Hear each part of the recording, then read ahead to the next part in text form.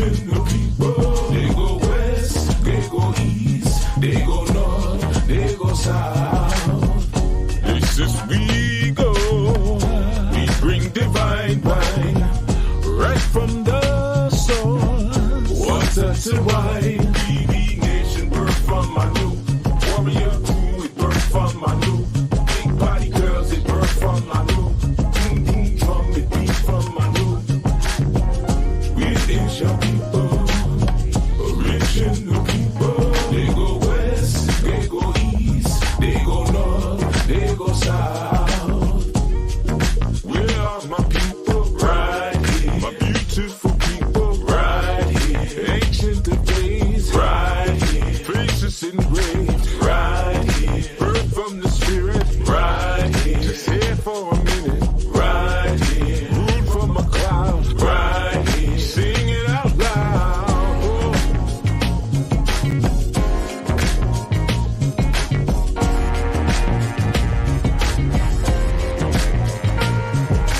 Broken, scattered, but we still not forgotten. Yes, we scatter.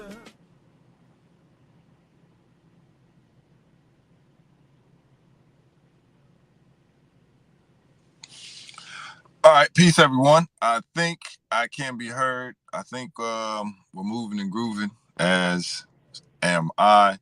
As you all may have heard from the last build, from when Chief was on and was saying how this is going to start going live and we're going to start doing study sessions and more so, but think along the lines of the old enlightenment and transformation. Now, that is something that excited me because that is something that I would tune into every Sunday or whenever it came on, and where you're able to call in, you are able to ask questions from, let's say, if you have, you're dealing with a Baba, especially I think about when I was trying to navigate my way through different systems and somebody handing me something and not knowing what they handed me, not knowing what I was supposed to be doing, not knowing what direction I was supposed to be going in. And then that's what put me on a journey and a search to A, then find grasping the root of divine power, but then B, being able to just ask questions about that journey, and then the rest is history. So I think this is going to be a wonderful time for us to not only commune with each other, but more so we all get to see where we're at, what we have been studying individually, and then what we can bring that we can start to share with each other collectively, and then we can all start to grow from there. So willfully, we moving and grooving. Master Middle, can I be heard? Let me just ask you that. Okay. You can be seen. I don't think you can be heard. I think there's something wrong with the internet connection. So nonetheless, we'll just vibe. Cool. I see a 1 in the chat. I know Master Middle, I don't know if you're there or not. So what I'll just start doing is I'm gonna start talking. I'll vibe off of what was a little bit of what was shared from the last segment. However, you just jump in at any point in time. So one of the things that was said, talking about family, talking about relationships, that's one of the things where I'm at in particular. But one of the things that was shared was just that anybody could get a gym membership. Is one of the things that when I went back and replayed, and now it's replaying in my own head, is that it's very easy for one to, build themselves up, or at least put on a show to make it seem like, oh, I have the muscle, I got this and I got that. But not really getting it inside of knowing, oh, beautiful, thank you. Not really taking the time to see or the necessary steps in order to build themselves up. You can skip steps coming back down. You cannot skip steps going up. And what does that start to look like is that when you start to hear someone like Chief speak, and you start to flow from a sense of, oh yeah, I want to do what this person does. Right. I almost looked at when you're a kid sometimes and you start to look at Karate Kid or you start to look at, all of these fighting movies. And one thing you do when you see somebody else do it, you get up and you just start fighting. Well, that's something that I used to do. And not knowing, though, that there's a bunch of steps that somebody has taken in order to get to this certain position. So not looking at the sense that how many practices have they showed up for, how many hours have they dedicated themselves to their craft, how many sparring sessions have they had in order to get to this particular space and point in their life. And then once you start to put all of that together, then you start to see, what, this is not a thing that I can go in and you tell me to do these 3 steps, and then next thing I know, I'm gonna get the results that this person had. That's not how this works. Or even if I hear this person start talking and then I repeat the same thing and I'm gonna get the same results. That's not how this works. It's a matter of step by step and piece by piece. Are you now taking the time out of your day to look into and read up on where is some of this coming from? And it's all not going to come from one book. I know sometimes some people get caught up and be like, well, tell me what book you got this from. Tell me where you got it from so I can now, all of the questions will be answered from this one book. And that's not how it works either. It's a matter of, are you just willing to take the time to sit down and read and reread, learn and unlearn in order to start to build yourself up so that you can now start to grow? Or do you want it to come easy? Master Miller, can you hear me? I can see you. I don't know if you... Peace. I can hear you now. I can hear you now. It's still a little bit on my end. I don't know why this happens every time I'm supposed to go live. Like half an hour before, the Wi-Fi just dips. So can you hear me clearly? Can you see me clearly? Yes, I can hear you loud and clear. So what I was doing, I was just kind of flowing off and there's a delay. That's All okay. right. Can you hear me?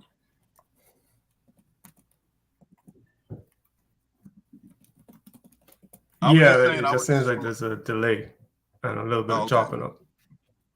I was just flowing off of the segment from what Chief had did on the Sabbath. So that's what I was doing. But feel free, go in any direction you want to go in.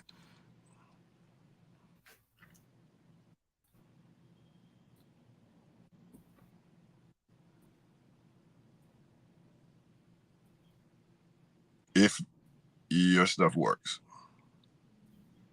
And if it doesn't, okay, well then we'll just keep on going. That's wonderful. So another thing that was touched on in that segment was just and I want to say there was 3 different points. Briefly after.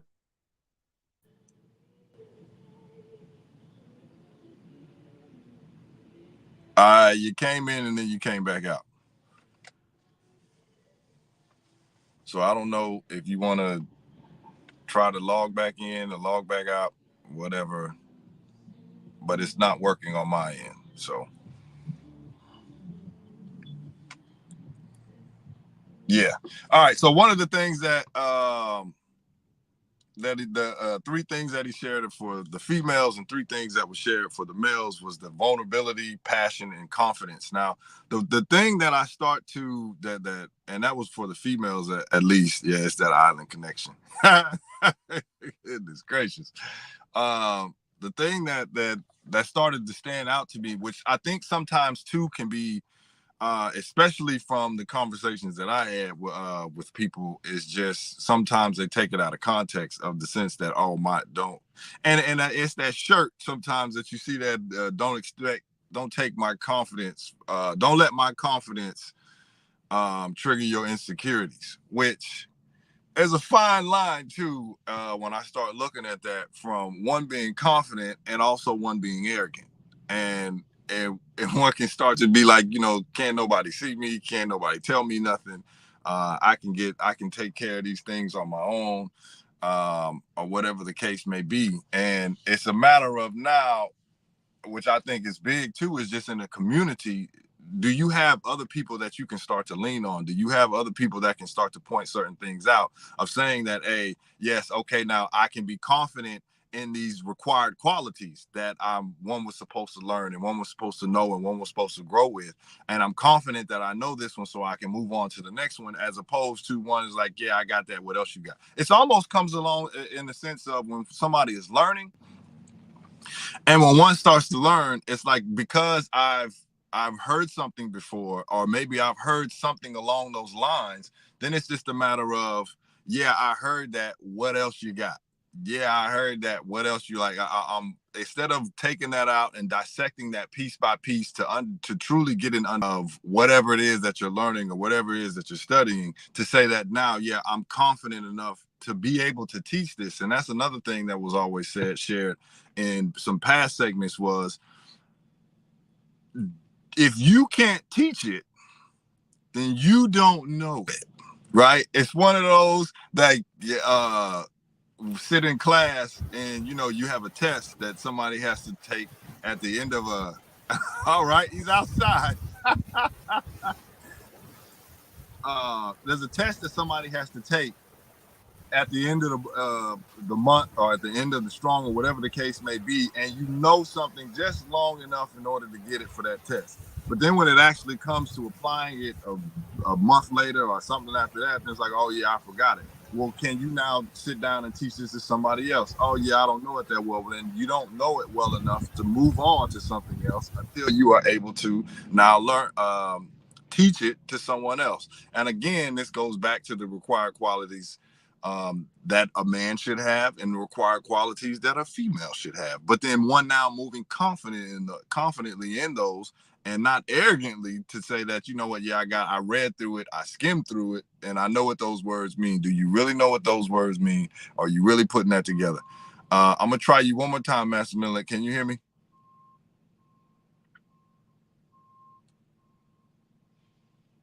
No. All right.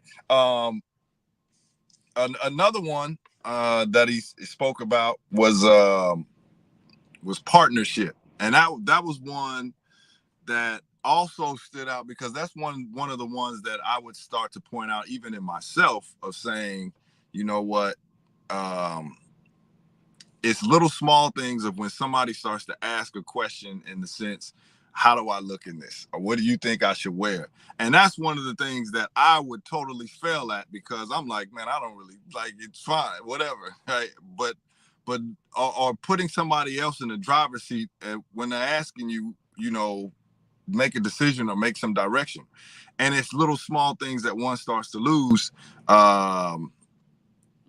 their whole identity in that relationship from just making some simple mistakes of that nature. So it's a matter of, now, can you start to see not the things that somebody else is doing wrong, not the things that somebody else should be cleaning up in their life, but start to look and take an introspective look at where it is that you're doing that you need to start cleaning up. And that's one of the things, even as we start to listen to these segments, even we go back and listen again to these segments, that can we go back and say, you know what, these are things that I need to start building up in myself. These are things that I need to start doing to start moving forward. And then when one starts to look at that from that space, then that's how one actually starts to grow. So even from that partnership angle as well, it's a matter of one of the things that he shared was, when you come together, it's a matter of, she wants to feel like she has input, but not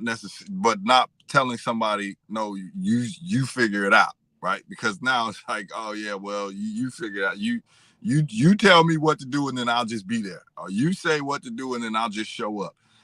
And a lot of times in relationships, I've seen a lot of dudes, even myself, at a couple particular junctions, when I'm like, something as simple as picking a place to go eat, right?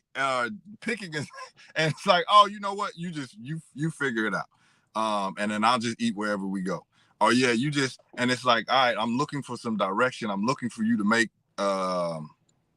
make some sort of, angle to start moving towards.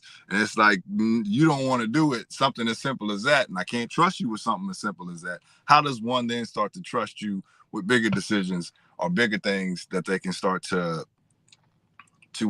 build on, especially when it comes to a relationship. And I want to say, like, what's the old saying? The devil is in the details.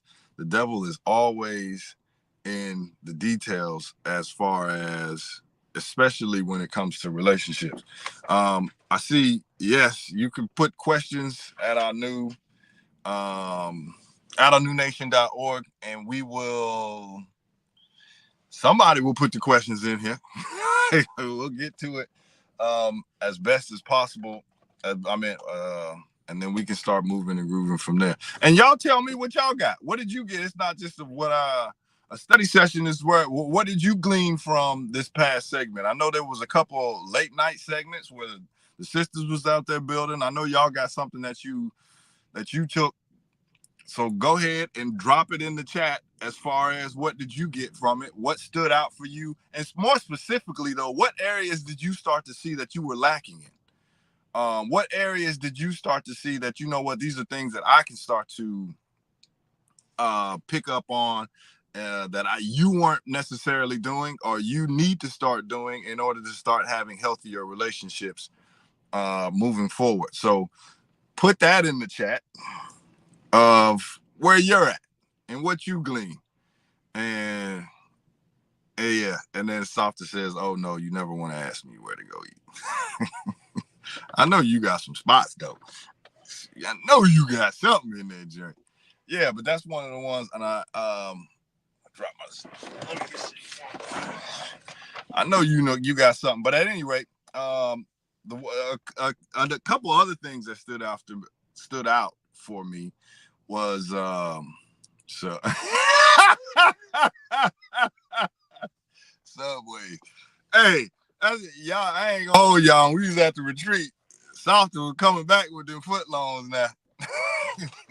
He was coming back with them footlongs. I ain't gonna hold you. But at any rate, one of the things that also stuck out was just a matter of, kind words and a tender touch. Now that's something else that I have to take a look at myself and be like, all right, because he started building on held and hold. I think that was, and the difference between the two of, you could be held. Hold up, I might be putting this backwards. Somebody help me. It was 2 to 3 seconds, and then the other one was 7 seconds, at least 7 seconds. And if somebody is not really your partner, then you're really not going to hold them. Or was it? I might have that backwards. But at any rate, it was just a matter. I know it was 2 to 3 seconds for one, and then 7 seconds for the other. And that was the one that I'm starting to look at myself like, oh man, so you telling me I got to hold hands? I got it. Ah, man. Like that, what do they call it? That PDA, public display of affection. Is what the first thing that popped in my head was like, oh man. Let's get it done. All right, let's figure it out. All right, brother. Jason says, working on how I communicate with women. Now I know why I'm always tossing solutions, working on understanding the woman with the knowledge given on how they function. I think that's huge in working on how you communicate. And that even goes back to the first segment. The second one, we was talking about just having hunter focus and being able to, you know what, if you give me a problem, then I'm going to give you a solution, as opposed to not just having someone to sit there and just be, talk about, the latest thing that came out on TV or at the shopping center, and your girlfriend's up there sitting and chilling with you, and that's what your girlfriends are for, and seeing, do you have a group of sisters that you can sit and you can build with, as opposed to now stepping in and communicating all of these things that you think you have to in order to now make this relationship work. And just seeing then, and I think that's even one starts to look at themselves and saying that, these are healthy boundaries that one is starting to put in place so that they can start to move and groove. As a Master Miller, I don't know if you can be heard or not. I don't know if you can hear me or not.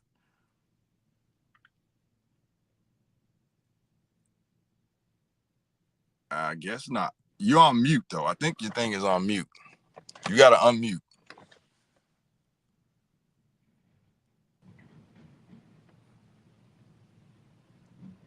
Yeah. All right. So until you can get that squared away, yeah, we'll keep going. And he's gone again.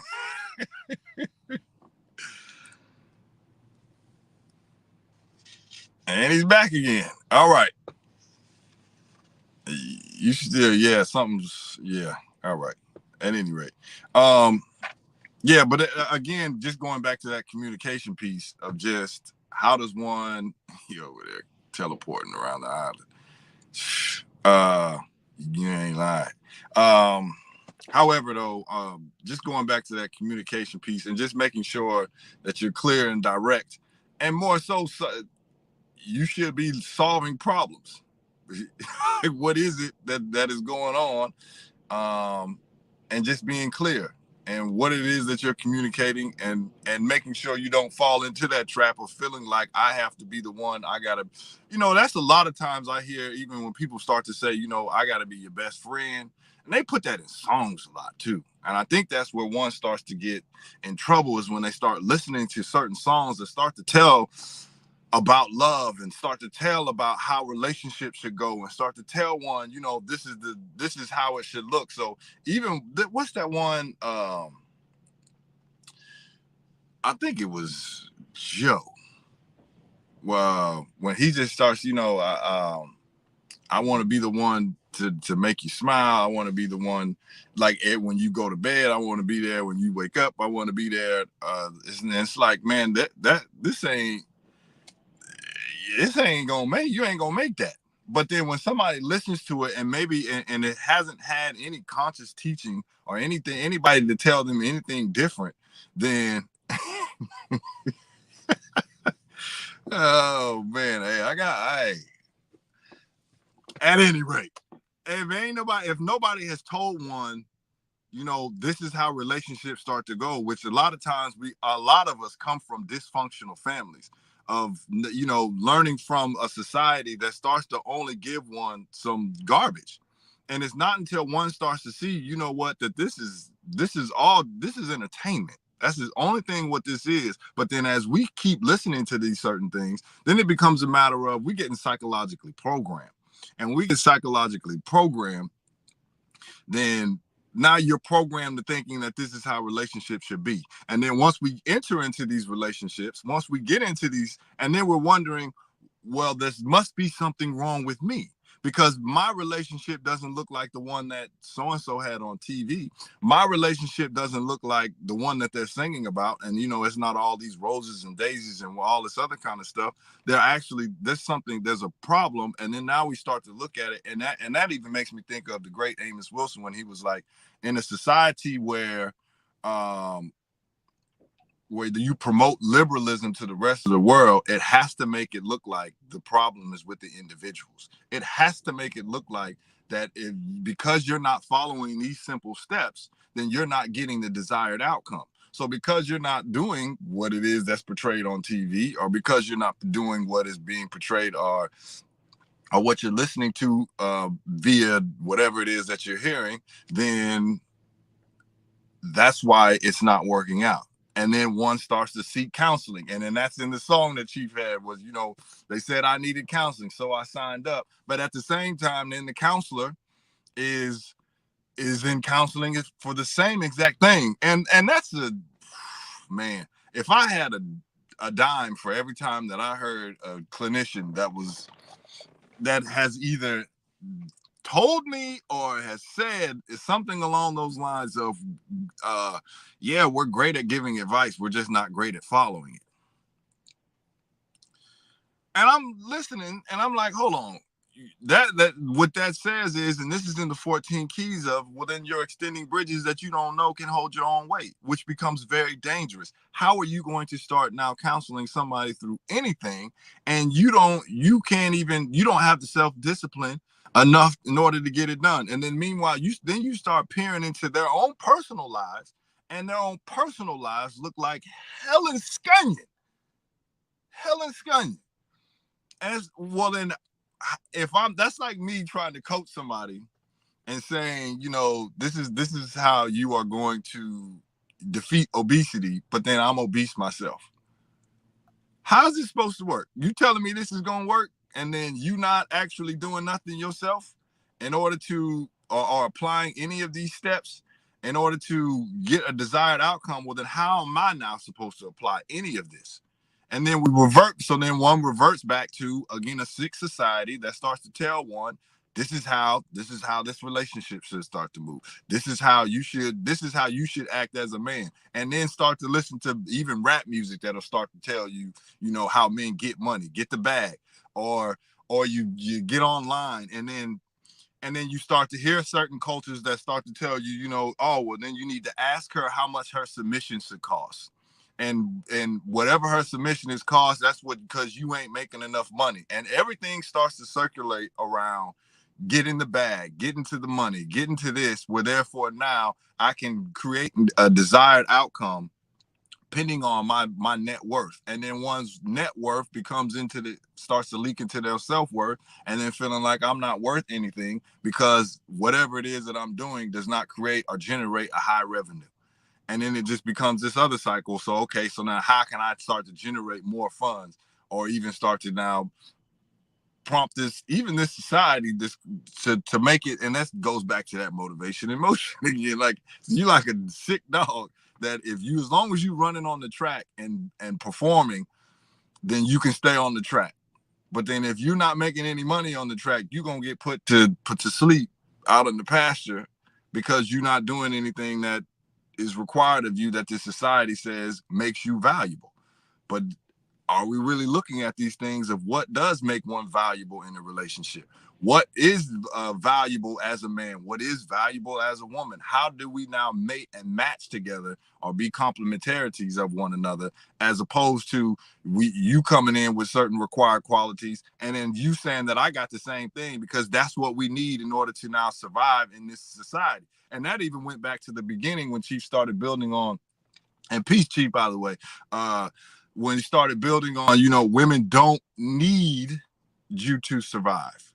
And a lot of times I look at, even in the sense of living in the city, where the city, everything is already carved out. Everything, so you can have hybrid programs where you actually even don't need to go into work anymore. As long as you have Wi-Fi, as long as you have all of these certain things, and you can get by. And then, certain ways that you need to be a boss in this environment, that you can start to lead. And then somebody starts to give you a 5-point introduction onto how to be a better leader. And then now you start taking these qualities, and now we start to bring these, thinking that these same qualities will start to match up with relationships and building a family. And it's not. And it's a matter of, can we start to take a look at these certain things so we can start to take a look at ourselves so that we can start to build stronger families and moving forward. I don't know if you can hear me either though, Chief. So Yeah, I hear you loud and clear. Okay. Well, yeah, feel free to jump in. I'm bouncing all around. Okay. Yeah. All right. Well, let's anchor then. All right, if we're bouncing around. Yeah.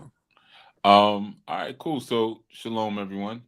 Peace. Welcome, of course, to all those of you who are consistent folks coming through, and for the first timers and old timers, peace to you. So yeah, I'm Chief Yuya, and you are of course in the Anu Life Global Ministries web space. And just to give you some understanding, every we say Yom Revi, but every fourth day of the 7-day cycle, or what you might call the week, we do a study session. And in that study session,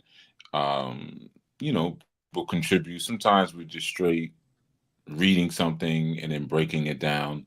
Other times we might be playing some sort of game that is educational at the same time. And the purpose and the cause for it all is to establish a sort of momentum and working attitude towards learning.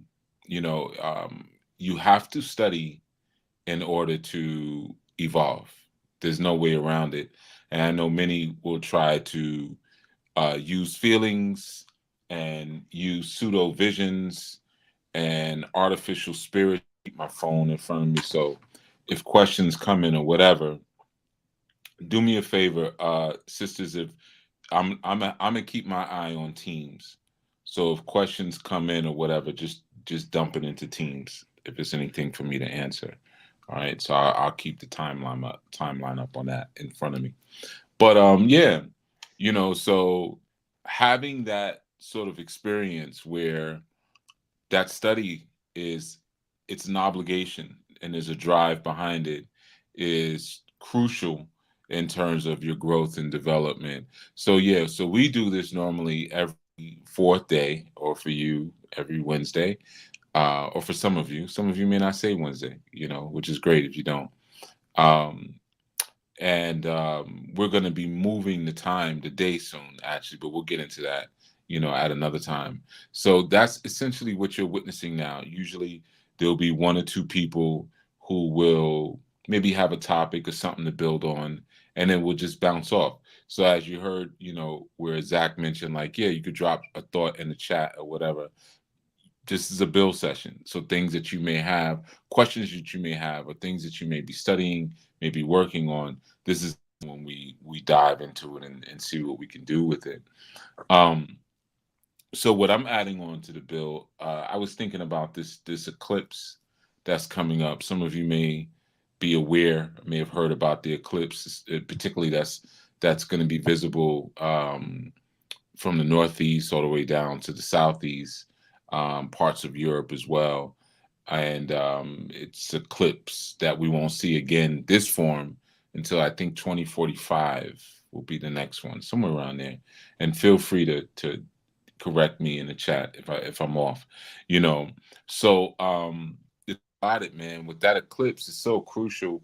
When you're dealing with astrology, like I know a lot of people, they live their life by astrology, which I wouldn't necessarily suggest, but I also don't discount astrology because it's essentially the marriage of psychology and astronomy when you put the two together. But the thing about it with astrology is that many people will choose to live their lives by it, as opposed to understanding that it doesn't direct who and what you are, but rather it shows you various coincidences, things that coincide within the universe that may also affect, or not affect, but rather reflect what may be wrong with you.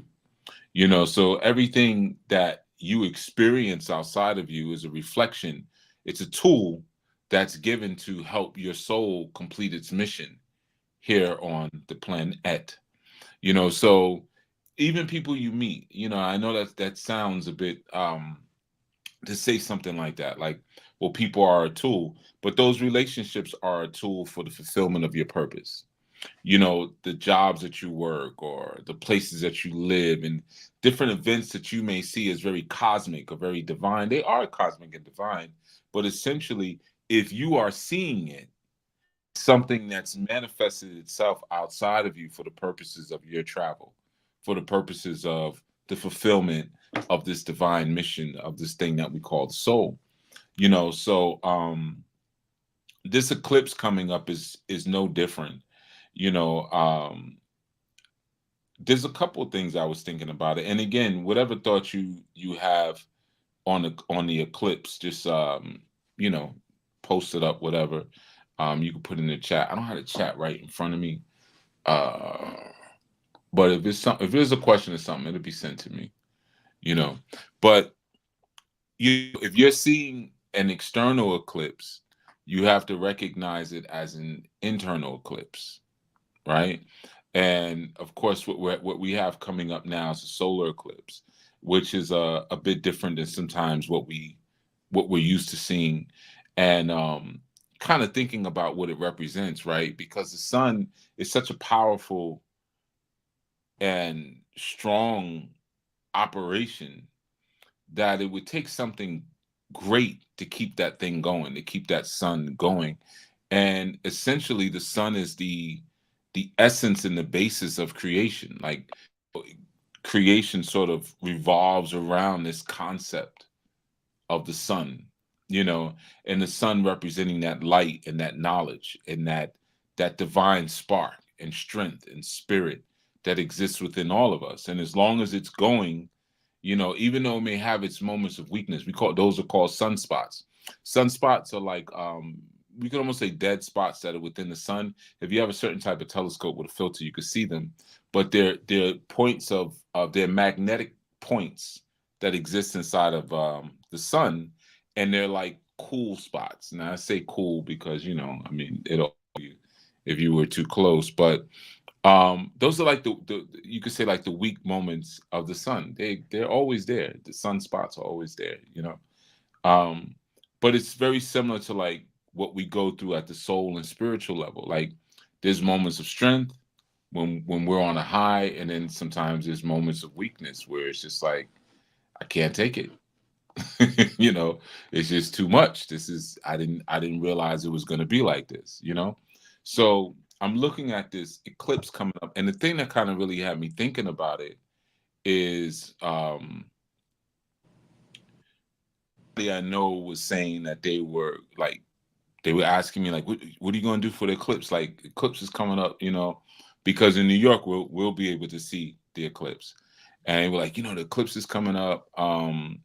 You know, like, what are you doing? Like, they were telling me that they were linking up with some friends, and they were gonna kick it outside and like watch the eclipse, and they had the little 3D glasses and all of that, you know. And yeah, I just saw that in the chat. The eclipse is coming near the end of Ramadan. Exactly. Because the eclipse will pass through like North America on the 8th, right? Around, I think, like between 2 and 3 p.m., let's say. It's around, but it'll be daytime when it comes through, you know. But when you really think about what's happening, the moon is coming to a place where it's reaching its pinnacle in terms of its height. And the moon is coming up so high that it's gonna block our view of the sun, right? And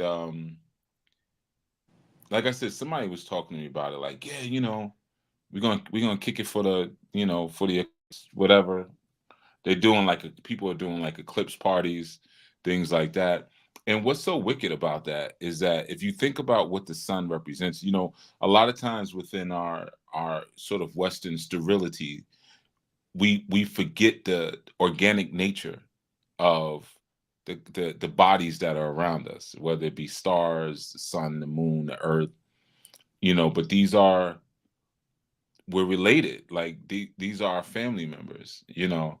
So when you have this moment where you see the sun is being blocked by the moon, um in the sun is at its weakest, right? It's at a very weak space and a weak state of being, you know. So in many traditions, you know, like healthier traditions, you know, some of the traditions that I have had the honor of being considered family in, you know, like the Lenape, and even the Navajo do it as well. But for my family is Cree, you know, or Creek rather. Um, but I have Cree too. Cree are more northern, but in my family too. But we're Creek. Um, we were taught when there's an eclipse, you do not go outside, right? So it's like the exact opposite. So it's so interesting, you know, you listen to different people of different cultures, and it's like the we were taught the sun is our father and the moon is our mother. So in this moment where like your father is like strong all the time, your father's always, you know what I mean, doing his job. And there's this moment during an eclipse where like Pops is weak. or Pops is going through a reset. So Mother Moon is covering Pops. You don't sit there and stare at it. That would be disrespectful to your father, you know. So it's just kind of interesting when you look at different people's cultural perspective. We're also, and I'm going to advise this to all of you, you shouldn't be eating during an eclipse. You shouldn't be drinking anything during an eclipse. You shouldn't be making too much noise during an eclipse. It's a very sacred time, you know. I know people want to go out and look at it, but typically, you know, we kind of focus on the, like, you should be inside with your family. You know, you should be speaking to your family, because when an eclipse comes, it's a reset. It's of the guards. And you think about it, the moon, the feminine energy, is at her pinnacle. And in essence, she's not blocking out the sun completely. She's blocking our awareness and our perception of the sun, because um it's only based on what we could see. And that's kind of like really symbolic of how the soul operates and the spirit operates. Like, there'll come moments when we've all had moments in our time where knowledge and wisdom are very easy. They're just poured down on us. You know, this is like what we call, in certain traditions, is called the daytime of your life. You know, I believe in a song. I feel like Cream sung it back in the 60s. But there's a daytime of your life where, like, the sun just, it comes to you easy. You know, knowledge is just right there. It's just like every corner you turn is somebody who's there to teach you something and to give you something, right? Um, yeah, I see that Rod 9. There was an earthquake in Taiwan, the strongest one they've had, like, you know, massive earthquake, um, you know, in Taiwan. But yeah, you know, you have your, it's a daytime of your life, and then there comes a time where you have to search deep for spiritual truth. You have to really search for that wisdom, and an eclipse is like a representation of that. The sun is still there. It's still doing exactly what it was doing before. The only difference is that it's covered by what we would consider to be darkness, which is really a body. The moon, the darkness of the body is, you know, like, we know the moon reflects the light of the sun, right? We as divine people reflect the light of the creator. So in essence, we're small moons and small suns packaged up in one thing. During an eclipse, you can see the moon clearly, but you can see all the stars around clearly as well, while the sun is dying and then being reborn during that time, right?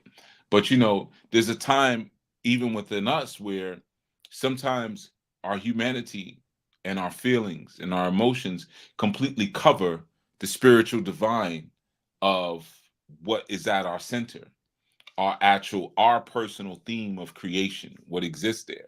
So that would be like the moon covering the sun, right? Or the body covering, you know. And there's this time where it's like, when that happens, you have to dig deep. It's still there. Like, the soul is just as strong as it was yesterday. Just like the sun is just as strong. The sun is not doing anything. It's just the moon is like, I reached my highest level of equality. You know, in the mathematics, that's 6. You know, 6 is equality. I've reached my highest level of equality. So while I'm at this highest level of equality, there's going to be a proliferation or pervasiveness of feminine energy, of feminine power, because the shining all the time is just a manifestation of yang energy. We always have yang energy. We always have this strong masculine energy that's showing. And in order for there to be revelation, there has to be darkness. You can't reveal something if it's always showing, right? And we know this has been like a year of like massive reveals, if you will. Like, I guess you do like the gender reveals. I think we've kind of gotten some of those too a little bit, but there's definitely been reveals, you know. And in order for something to be revealed or to expose, at one point it has to be hidden.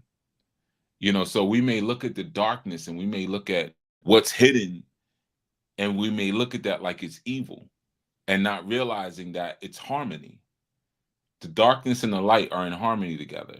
You know, the sacred and the mystery are harmony. No different than how your parents are harmony. So if you have father, son, and you have mother, moon, they work in harmony to keep the stars and to keep the children functioning and alive and growing and flourishing. But it's harmony. It's not opposition. So like you think about the ritual of people coming out and having eclipse parties. So foolish. But when you live in like a society of heathens, and I don't mean heathens in like the common Christian way that you a heathen is like, oh, you didn't go to church today, you're a heathen, because that's a part of the reveal, like coming out of religions, coming out of churches, like those are the darkness, like when the scriptures say come out of her. And people think come out of her means come out of the cities. It could mean that, but it first means out of the darkness, like come out of your ignorance. You have to start there, come out of ignorance, and then come into the light, right? So the fact that there's an eclipse, there's a darkness, and then it just gives us a moment to recognize, like, yeah, like that light is always there. Like no matter how I'm feeling, the light is always there. It may feel like I'm weak. It may feel like something isn't happening for me, but that strong light or that strong spirit or my soul is always there. It's always active. It's always moving. It's always fulfilling its mission. The only thing that's blocking my perception of that is my own darkness. But my own darkness should be in harmony with the revelation of the sun, or the revelation of my light, of my strength, of my creator. So that's why there's a scripture that where Moses said that Haleva or Haleva, which they say is Jehovah, but ancient terms would have been Haleva. Haleva and Elohim, or what they may tell you is Elohim, but it's Elohim, like Anakin from Star Wars. But Haleva and Hawaii and Elohim are one. And what that's saying is like you have Yahuwah or Havea. Havea is not separate from all of the other deities, the Elohim, right? So there comes a moment where there's equality, right? It's just like if I look at my woman and I say, my woman and one, we're in harmony, we're one, right? What that would essentially mean is that there's a moment where we are working in tandem as equals, right? So just like when the moon is covering the sun, just for a moment, there's an equal harmony. And that equal harmony, we speak about that in Buddhism, where like Confucius said that. He said, like, if for 1 millisecond the entire world could see one, then everyone would reach enlightenment, right? Everyone would achieve enlightenment. And that oneness is like when you come, why I don't love you. That's what it's representing. Like why we have all these reasons why we don't want to be one, or why we don't want to harmonize. And if everyone can realize at one point that the great science is that what you are considering to be an opposing force isn't an opposing. You have things that are opposing you. You have things that are trying to knock you out of position, but there are no opposing forces, like as you're taught in your religions. Your religion is the opposing force. Church is the opposing force, right? There's so many different things that you're taught. I mean, you talk about the pinnacle of the moon, the feminine energy coming forth. Think about all of the reveals that like have to come forth now. Like we have like dudes who are getting caught, like who are, sexual deviants, right? Got feds raiding their house and all kind of crazy stuff happening, right?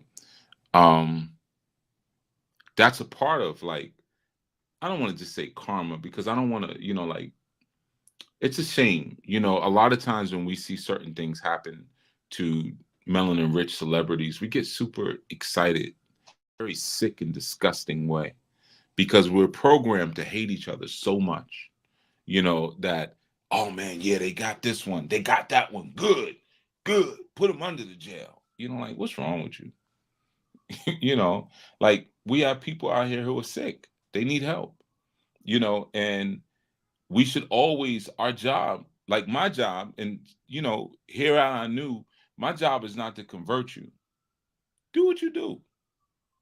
You know, um, I'm not here to convert you. I'm not here to get you to join a specific space.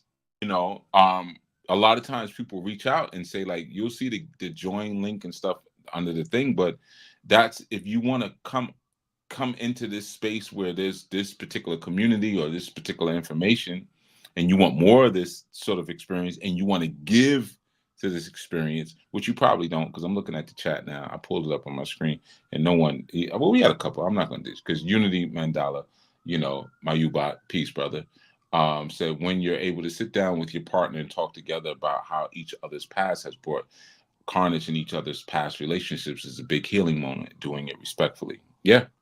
you know Being able to have those honest conversations without spazzing out.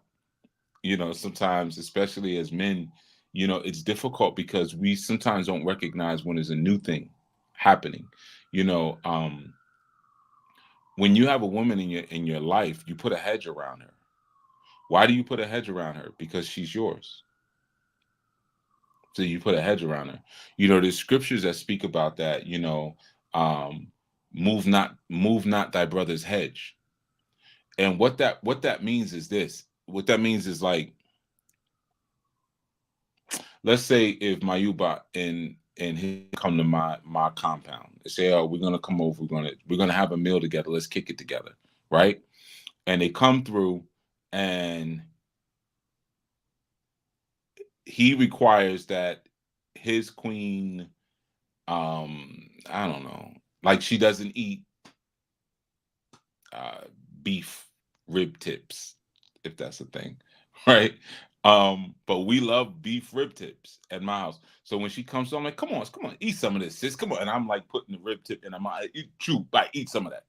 Right? Now I'm violating the laws of his home. I am encroaching upon his hedge. That's a sin. I'm encroaching upon the hedge around him. Just like he may come into my house and see my women, and one may bring me a plate and say, here's your plate, master. And he might say, master, the hell you got going on up in here? Master. Yeah, that's what we do. It's fine. There's nothing wrong with it. It's not illegal. It's not against our law. It's not against our stat. It's what we do. Well, nah. Well, but you're in my space. You're behind my hedge. This is what we do over here. And this woman here is within my hedge, right? So when you get to that point when you can have those sort of conversations and that sort of, like, experience where you recognize, like, okay, as a man, I have to establish my hedge around this woman, but I also have to protect that hedge. That's what someone say, oh, men are territorial. Oh, we ought to be. We ought to be. Yeah. If we were more territorial, we'd have a better existence in this landmass. I'll just say that. On this land, we'd be living so much better if we were more territorial and we were okay with chopping back or slapping back the hands that seek to touch our children, or the hands that seek to touch our women or our mothers or our aunties or our elders. If we were more about, no, this is mine. You don't come over here. You don't encroach this. If we were more on that, our whole lives would be completely different. If we could stand firm and tall and say, hey, this is what it is. Oh, well, I want to go to, you can't. If we could not be okay with our children, like, being upset with us, or if we weren't falling for lines like happy life, happy wife, happy life. You see, so that's so many people now, right? As Niall said, there's so many mental attacks that go directly at the woman. Exactly, because it's easy. Because there's no hedge around her. So yeah, easy peasy. Like as long as there's no hedge, I can get at. But like even with my own brother, because each compound has ways that they do things. You see, they have. I may get around my brother's compound. His women are walking around with like yoga pants on, and I'm just seeing booties clapping all up in my face and big luscious booties, and like, yeah, my women, I don't. They don't have to like whatever, And then you might look at my women and be like, well, they look a little covered up, like, you know. All right, so what do I say? Well, I mean, tell your woman put some clothes on. I mean, why am I shouldn't be looking at your woman like that anyway. Like, you know what I'm saying? It's none of my business. And she's not doing anything wrong. It just may not be the way I designed my hedge. So that's like an important thing because we're at a space now with the eclipse coming forth and the moon rising. It's now the women can also speak and say, I'm kind of seeing it this way. Can we on that? Can we speak on that? I speak to so many brothers, man, who like they're so insecure that they can't take questions. Like, they'll still I've seen them in situations with their women where it's like, yeah, don't be asking me on them questions. And it's like, yo, that's your job, is to answer those questions. I had went through that recently. Okay, yeah, very true. I've been studying Seminoles and they protect their head so fit. Right. The Seminole, everybody knows about the Warren Seminoles. They did not play with their edge. But that's critical. Like, I was speaking to one brother recently about that. He was talking about, he was like, yeah, Chief, I see how you are. Because he saw me like cut one of my women short with like the questions, like, but the questions were silly. I was like, all right, why are you asking me? Like, come on, just ask what you want to ask. I don't like leading questions. Like, ask me what you want to ask me. It's that kind of thing. But he mistook it for something else. And he's a Christian. So he was like, yeah, I see how y'all with them questions. I was like, how many questions was Jesus asked? He was like, a lot. I was like, yeah, well, that's who you're supposed to be to her. So you got to answer all those questions, So we come to a point now where the moon is rising. It's like, well, I'm seeing you at your weakest. So for a moment, even if it's for a millisecond, I'm going to show the value of this harmony. Kel says, Honorable Elijah Muhammad said, a woman is a man's field to produce his nation. If he don't keep his enemy out of his field, he will never produce a good nation. Right, which we have not.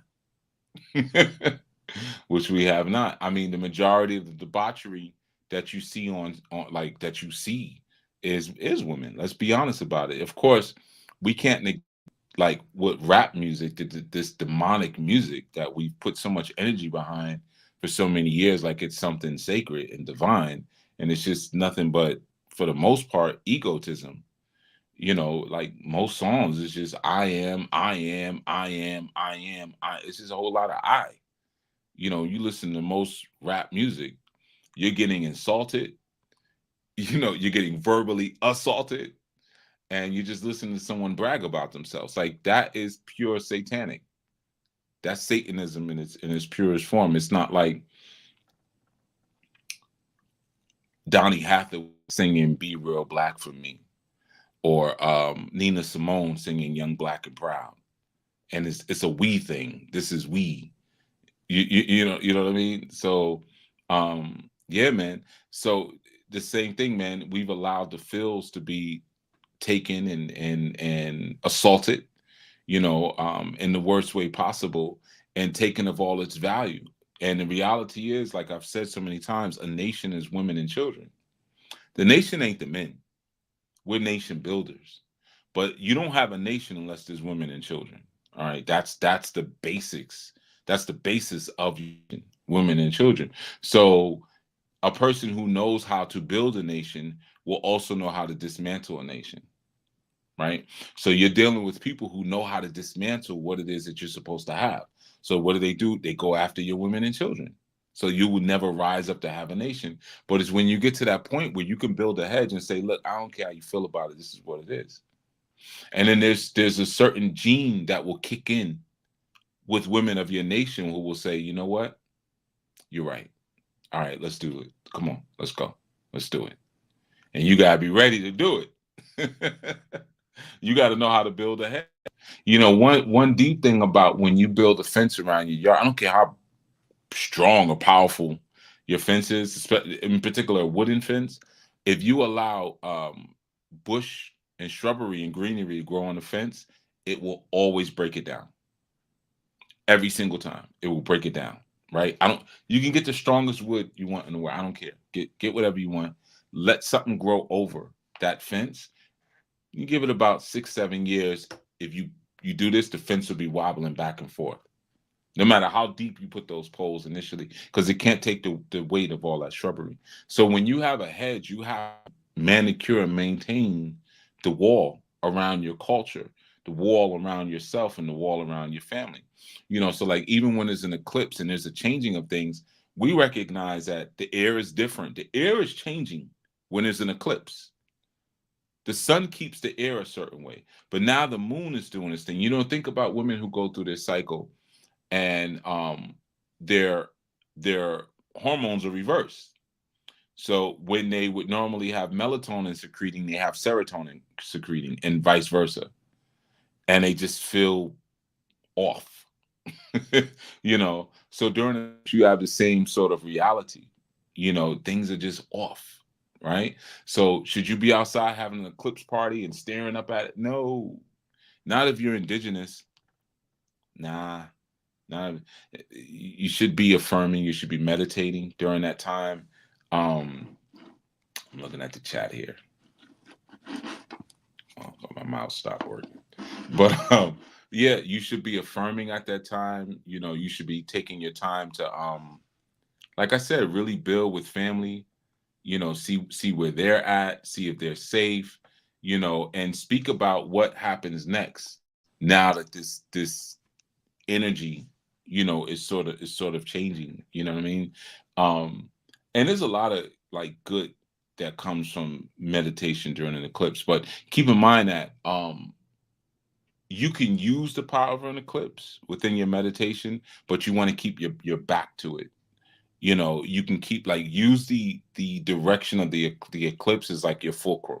It's like your center point, and you can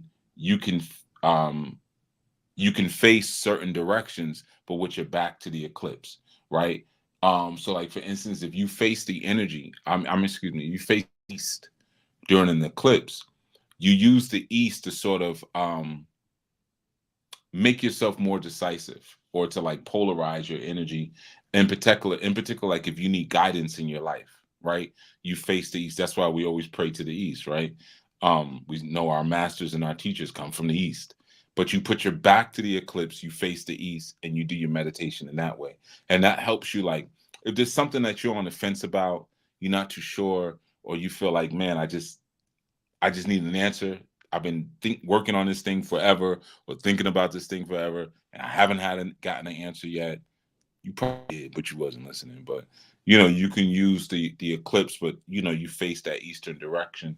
Or like if you're facing southwest, you use southwest to pull into your own personal quadrant. You pull wealth into your quadrant, right? But again, you keep your back to that eclipse. You also use that if you're feeling like, not just for what, because it's for flow, it's for currency flow.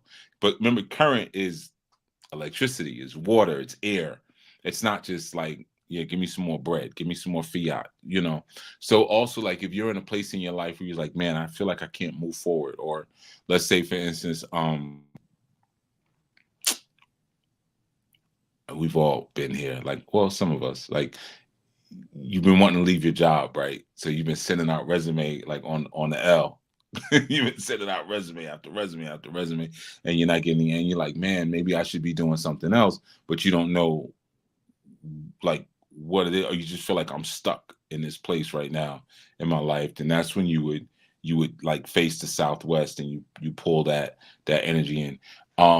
Yeah, well, remember, you're doing it with the eclipse, so you wouldn't directly face like west. I see your Jason asked, what happens if you face the west?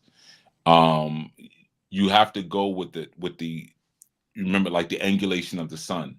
So because of the angulation of the sun, you're only going to be able to face east, south, northwest, southwest. Okay, those are your angulations. And I'm talking about during the eclipse. I'm not talking about like oh, now y'all put it in the chat. It was on the screen already. But thank you though for putting it in Teams. I saw it just pop up. I should put it over here.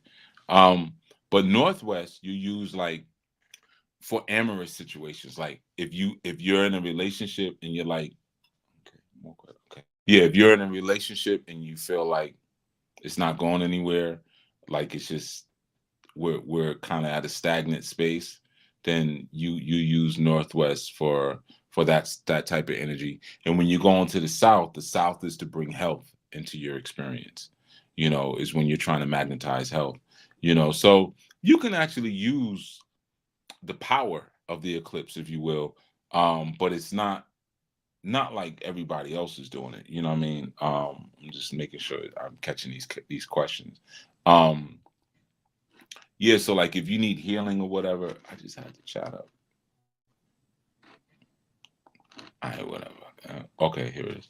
Yeah, if you need healing or whatever like that, you would face in that direction. Or sometimes if your energy is low, like sometimes you might be dealing with like a chronic fatigue and you can't figure out what the heck is going on. You would kind of use that space. But no, you wouldn't go directly west. It's going to be northwest, southwest, east, south. That's only during solar eclipse. If it's a lunar eclipse, it's different. You know what I mean? When we have our next lunar eclipse, I could put you onto the science of that. But remember, it's not about the moon is powerful at that time, or like the sun gives me this at this time. It's more so about like they show evidence of what's going on with you at that time. So remember, these bodies that you're seeing, they are a reflection. You see, would it be wiser to just rest out of respect for the eclipse? Yeah. Either rest, because you probably all have noticed something. And that's what Menelek asked. Would it be wiser to just rest out of respect for the eclipse energy? Yeah. Go inside, chill out. If you have children, don't let them play outside during the eclipse. Come inside the house, chill out. You could read stories or whatever, but this is a time to bring the energy down a bit. You know what I mean? Not being too active. I caught bits and pieces of the eclipse breakdown. Okay. Yeah, but you notice, I bet you, tell me, put it in the chat. Put it in the chat if you, because there's a piece that I've been noticing with people who are not even on the truth, like they're not even like on the consciousness like that, right?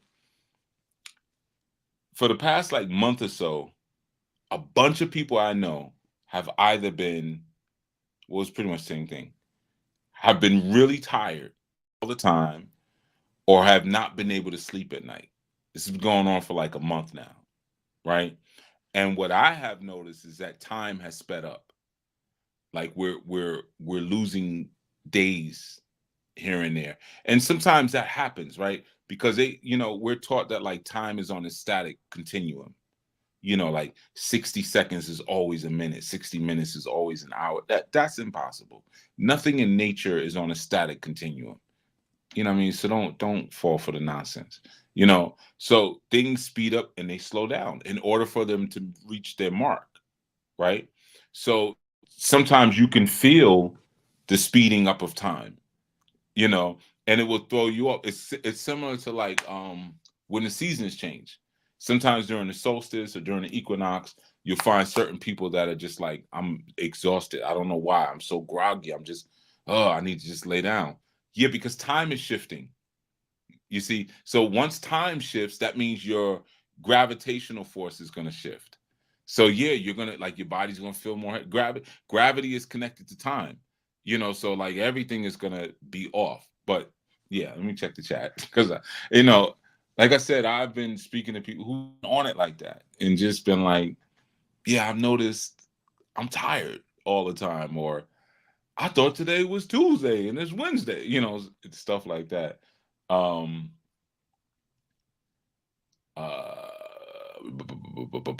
Okay, BD Expressionist says, greetings, everyone. Peace, greetings to you too, BD.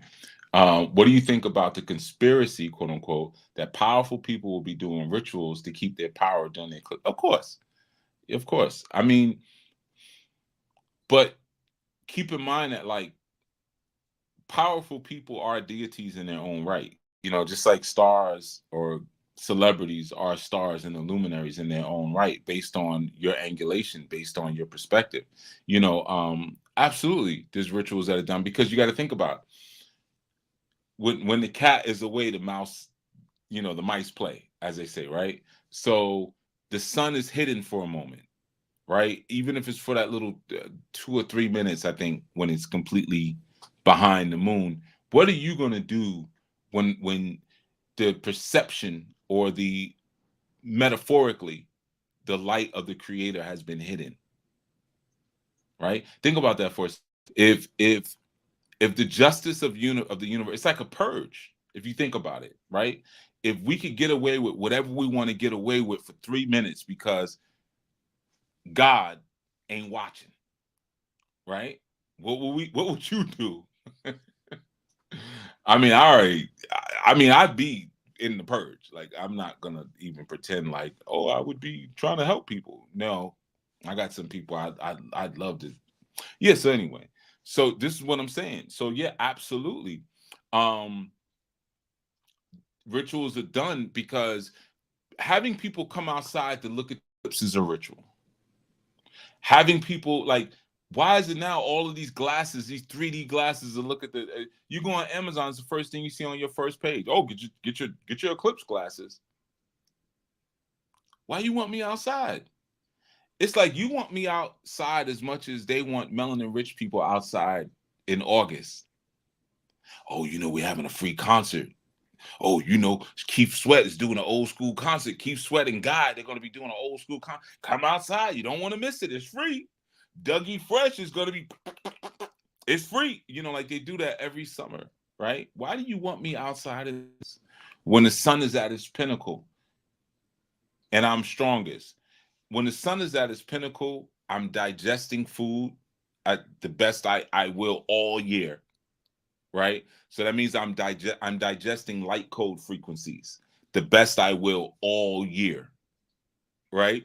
My rhythm, which is controlled by the sun, you know, just like we have, of course, the moon, it extends heat to the equators, right? And when it extends heat out to the creator, this is just science, to the equators, it plays with the tide, and yeah, that's real. But the sun also does things too, right? So, you know, it helps to control body rhythm. You know, your organs function in syncopation. This happens and that happens and that happens, that happens. Right? That rhythm is regulated by the pineal organ, or some people will say the pineal, right? So when that's happening, you want me dancing to some foolishness. You want me doing the electric slide.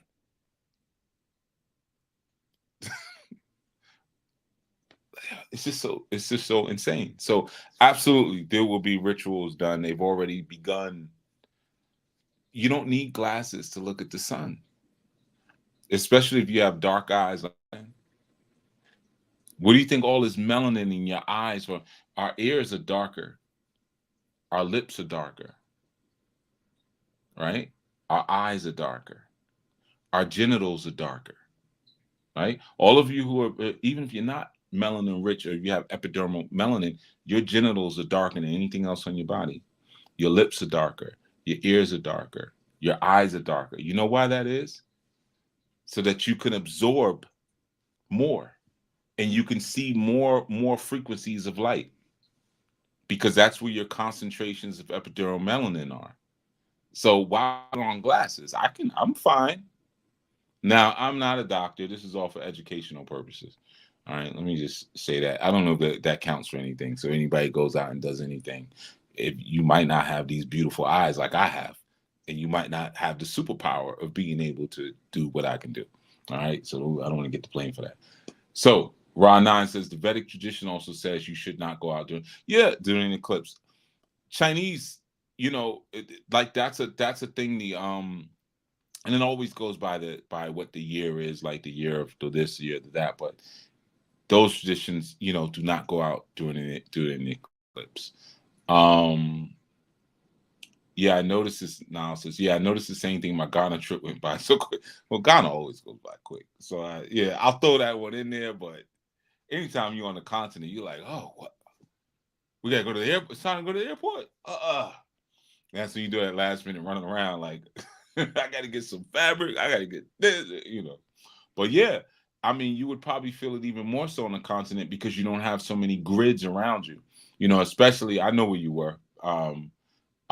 And you know where you were, where you were in Ghana, the only really technology around you is next to the house. You know what I'm talking about, the tower next to the house. I think the next tower is not till you go all the way down to Dutch Cominda, if I'm not mistaken.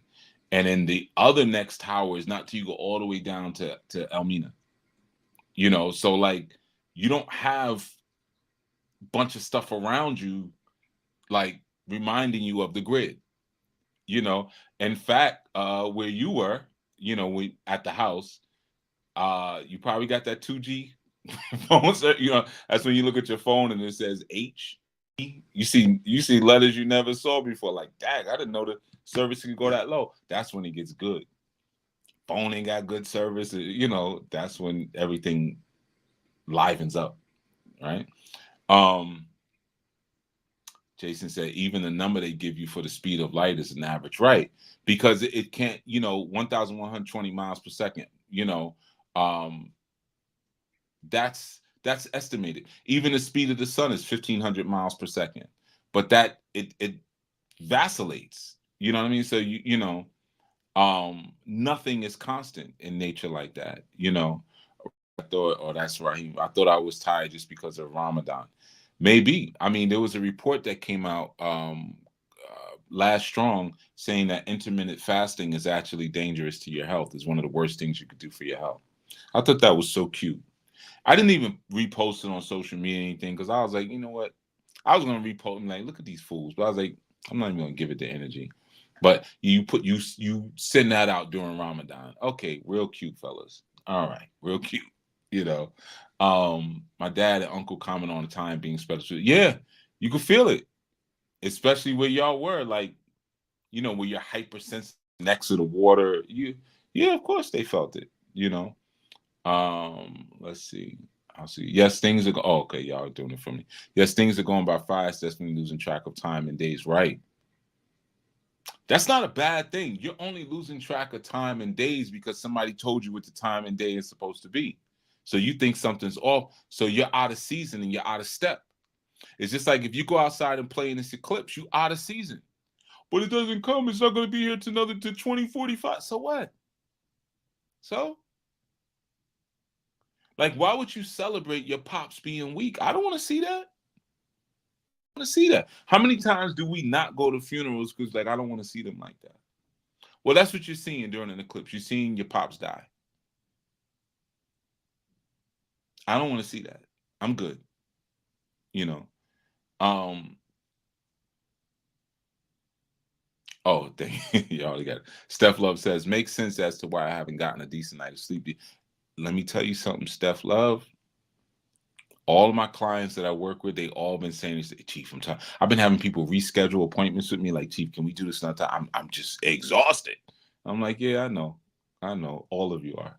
Like, it's just something that's going through the atmosphere right now, which is a sign like this is your time for creativity. Your creativity comes through your gestation. You know, when Adam was put to sleep and then what was deep inside of him was pulled out of him. Right? So that now there's this external harmony where there was only inner harmony. So think about now, even with an eclipse. When an eclipse is like now you turn around and you face that light inside of you and you harmonize with that instead of just looking for everything outside of you. You know, like a lot of times when stuff is going well, like, oh my, got a promotion, boom, boom, went to court and they forgot it was written wrong. They threw the ticket out, but man, life is going great. That's all that external confirmation, but during your own personal eclipse is your time to harmonize internally and say, okay, let's see what's happening inside. Let's internalize inside. And a lot of times that requires a slowing down of your energy and of your movement. Sleep is okay, you know, or rest rather, because sleep is death. But rest is okay to kind of go in and look at that and see how brightly that spirit is shining inside. Just like if we were able to push the moon out the way during this eclipse, we see like, yo, the sun didn't do anything different. It was doing the same thing it was doing before. What the heck is this? Right. Exactly. You're never losing. You're never losing. You just sometimes have the perception that you're losing because your light is blocked. This is your time to take a look at that. Like, what the heck is blocking my light? And sometimes, it's like, anyone you ever had that experience with like a woman in your family where they covered you? Like I've had women cover me and I didn't know I was being covered to afterwards. Like I've had situations with family where, you know, sometimes people die and stuff in your family and it gets a little funky. And I'm usually the like appointed, eulogizer. I'm usually the appointed like organizer of the funerals. Is always like, yeah, everyone just thinks for some reason that I don't be feeling what everybody else is feeling. Be like, he's strong. Yeah, let you do it. He's strong. He could do it. He's all right. He know how to handle the business. It's like, man, I'm feeling it like the rest of y'all, but they never believe that, and it's been times where things went funky. I didn't even know. I had some of my woman, I can't say girl cousins, but my woman cousins, like, yeah, so and so said this. I said, you better not say nothing about it. My cousin, I had them moments like that. See, that's what the moon is doing. All right, Papa, you got to go through your little funeral real quick, and I'm not gonna let everyone see what's happening. You're just doing a quick reset. I'm not gonna let anybody see it. So you think about that. If you've ever had those experiences, I mean, you can throw it in the chat, man, where, like, even if your mother, like, something was happening, like, say you was on the playground and your mother put you to the side, you getting ready to cry, something happened, and she, come here. Don't let them see you cry. Don't let them see you cry. Get yourself together. You have those kind of moments like that, and then you come back out like, see, that's being covered. That's what's happening, what was the next? Can y'all throw it up on the screen for me? Invisibility cloak. Right. Cloaking what's actually happening. And it could be some work being done on the sun. That takes us in another direction, right? Because I am an advocate of biotech. So just because something is organic to me, it doesn't mean it's not technology. So we got to get checkups sometimes. Maybe the sun is getting it, drop your pants and cough,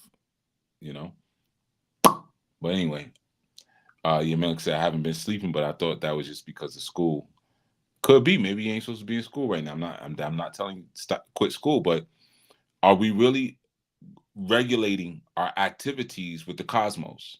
Or are we just doing what people are telling us to do who have a natural bio-spiritual connection? There's been times when I was in school when I was just like, look, I'm gonna just have to get the D. Whoa, no, pause. Like the low grade. I didn't want to say it. I'm gonna have to get not a good grade because I ain't doing no work right now. This is a critical subject. I know this ain't the time for it. I'm not doing this. And I know it's going to affect my grade. It's going to affect my GPA. But there's a time when you got to know. I'm going to skip over past the next one before y'all, I'll go off on that one. Is that like intentionally disrupting our circadian rhythms? Absolutely. Yeah, absolutely.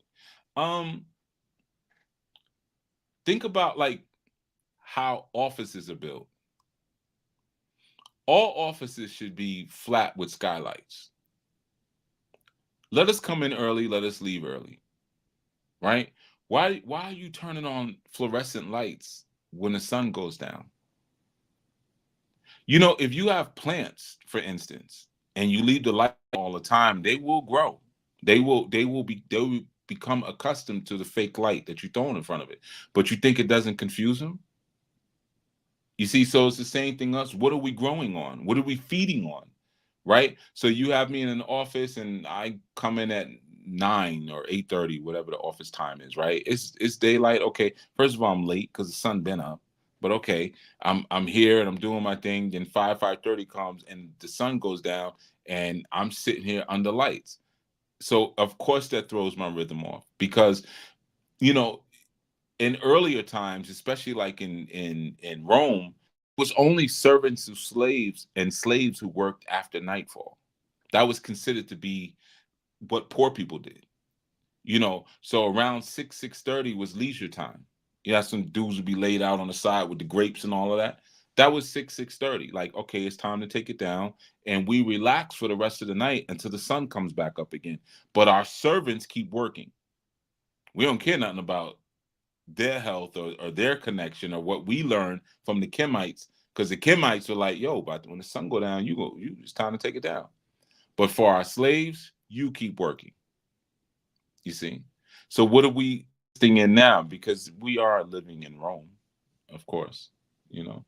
Um, Raheem says, so would this eclipse be a precursor for Yah or the sun to have its time to come out just as intensely?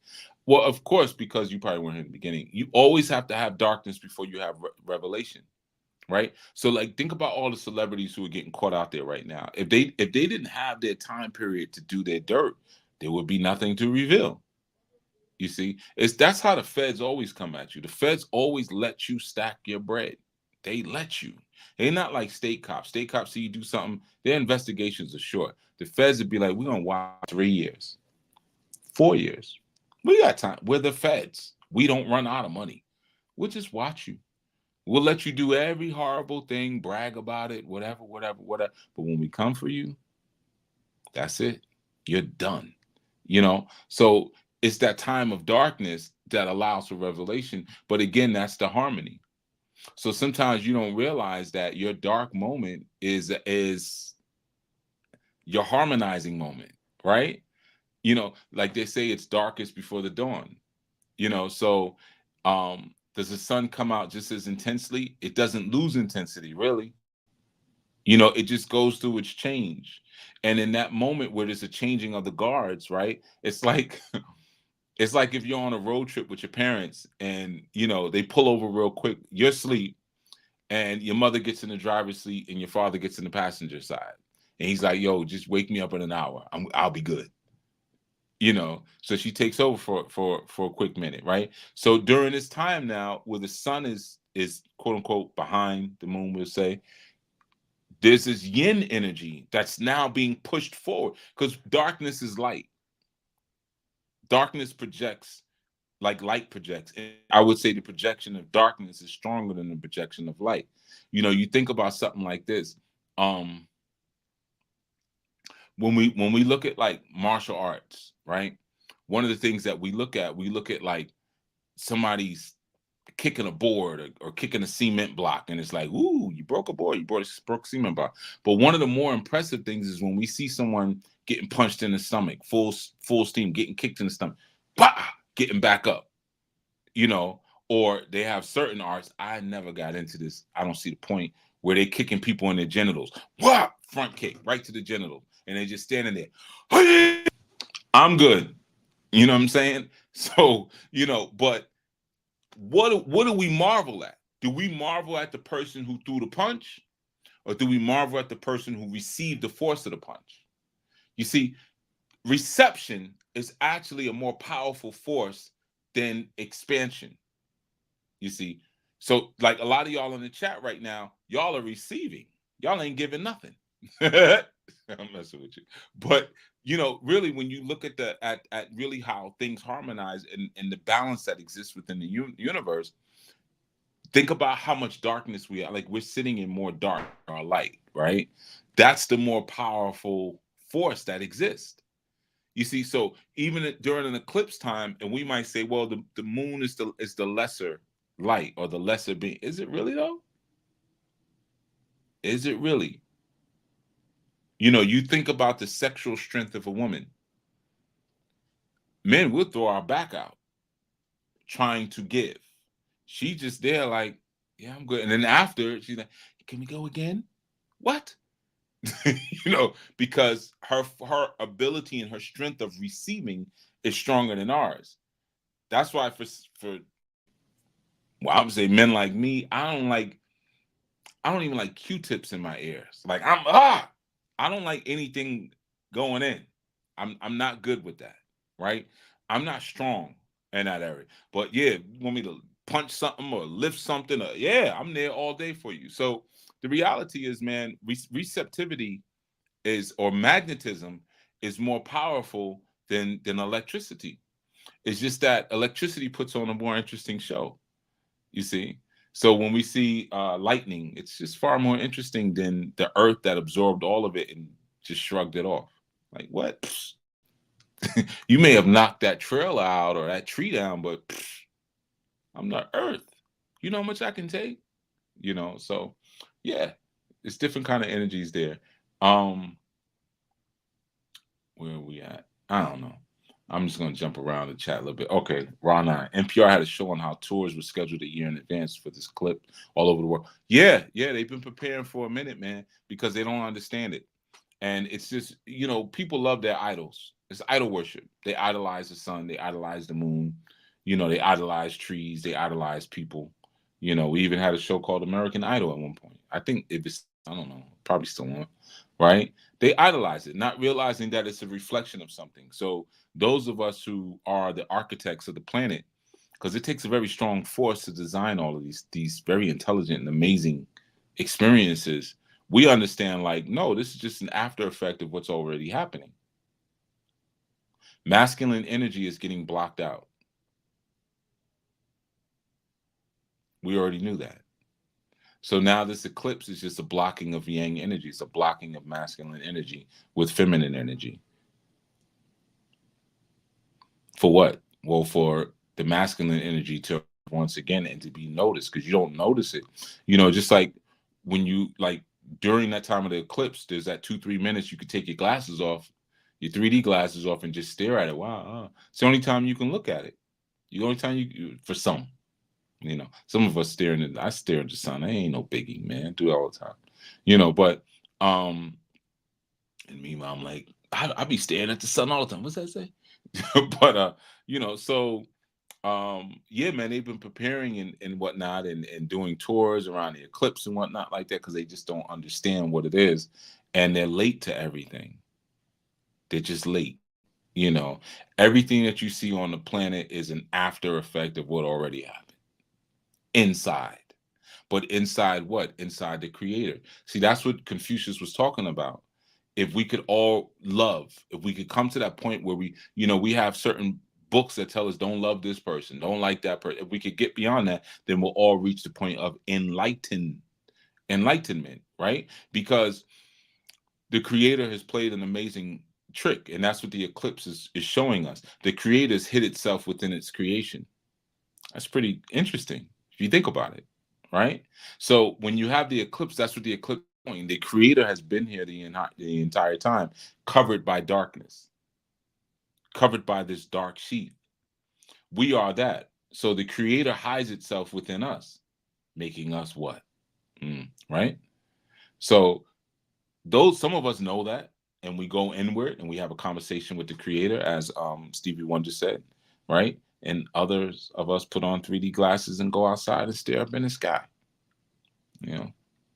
Yafe said, I had days where I was like a you sure did, narcoleptic, but then at night I was eyes wide shut. Yeah. It's not what's happening with time. That's why Ramadan is so beautiful in that sense, because it makes you so sensitive to what's going on around you and going on with time. Because even the meals that we eat are a distraction. This world is just full of distractions. You see, and that's the whole point. What celebrity is doing what? Oh, they just raided this one's house. So what? What it got to do with you? It got nothing to do with you. Or they caught this one, or this one's cooperating with the feds. And then, I know. When are you going to meditate?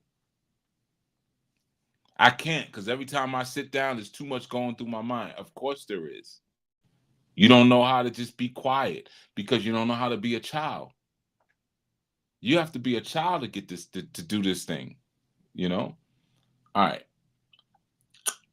I saw that fasting article. There was no reputable research that was published with that article. Right. It was just a distraction. I saw that. No references, no anything, but it was a big article, you know, about the dangers of it, and you release it right during Ramadan. When everyone's getting clear-headed, when everyone's getting more powerful, everyone's getting stronger. And one of the also understand that Ramadan is not fasting from food. Just to be very clear.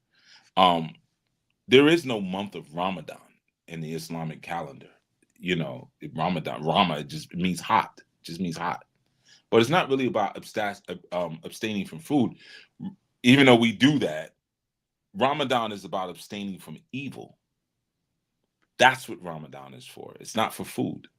You see, because you could abstain from food and still be pulling, capers and heists and whatnot like that.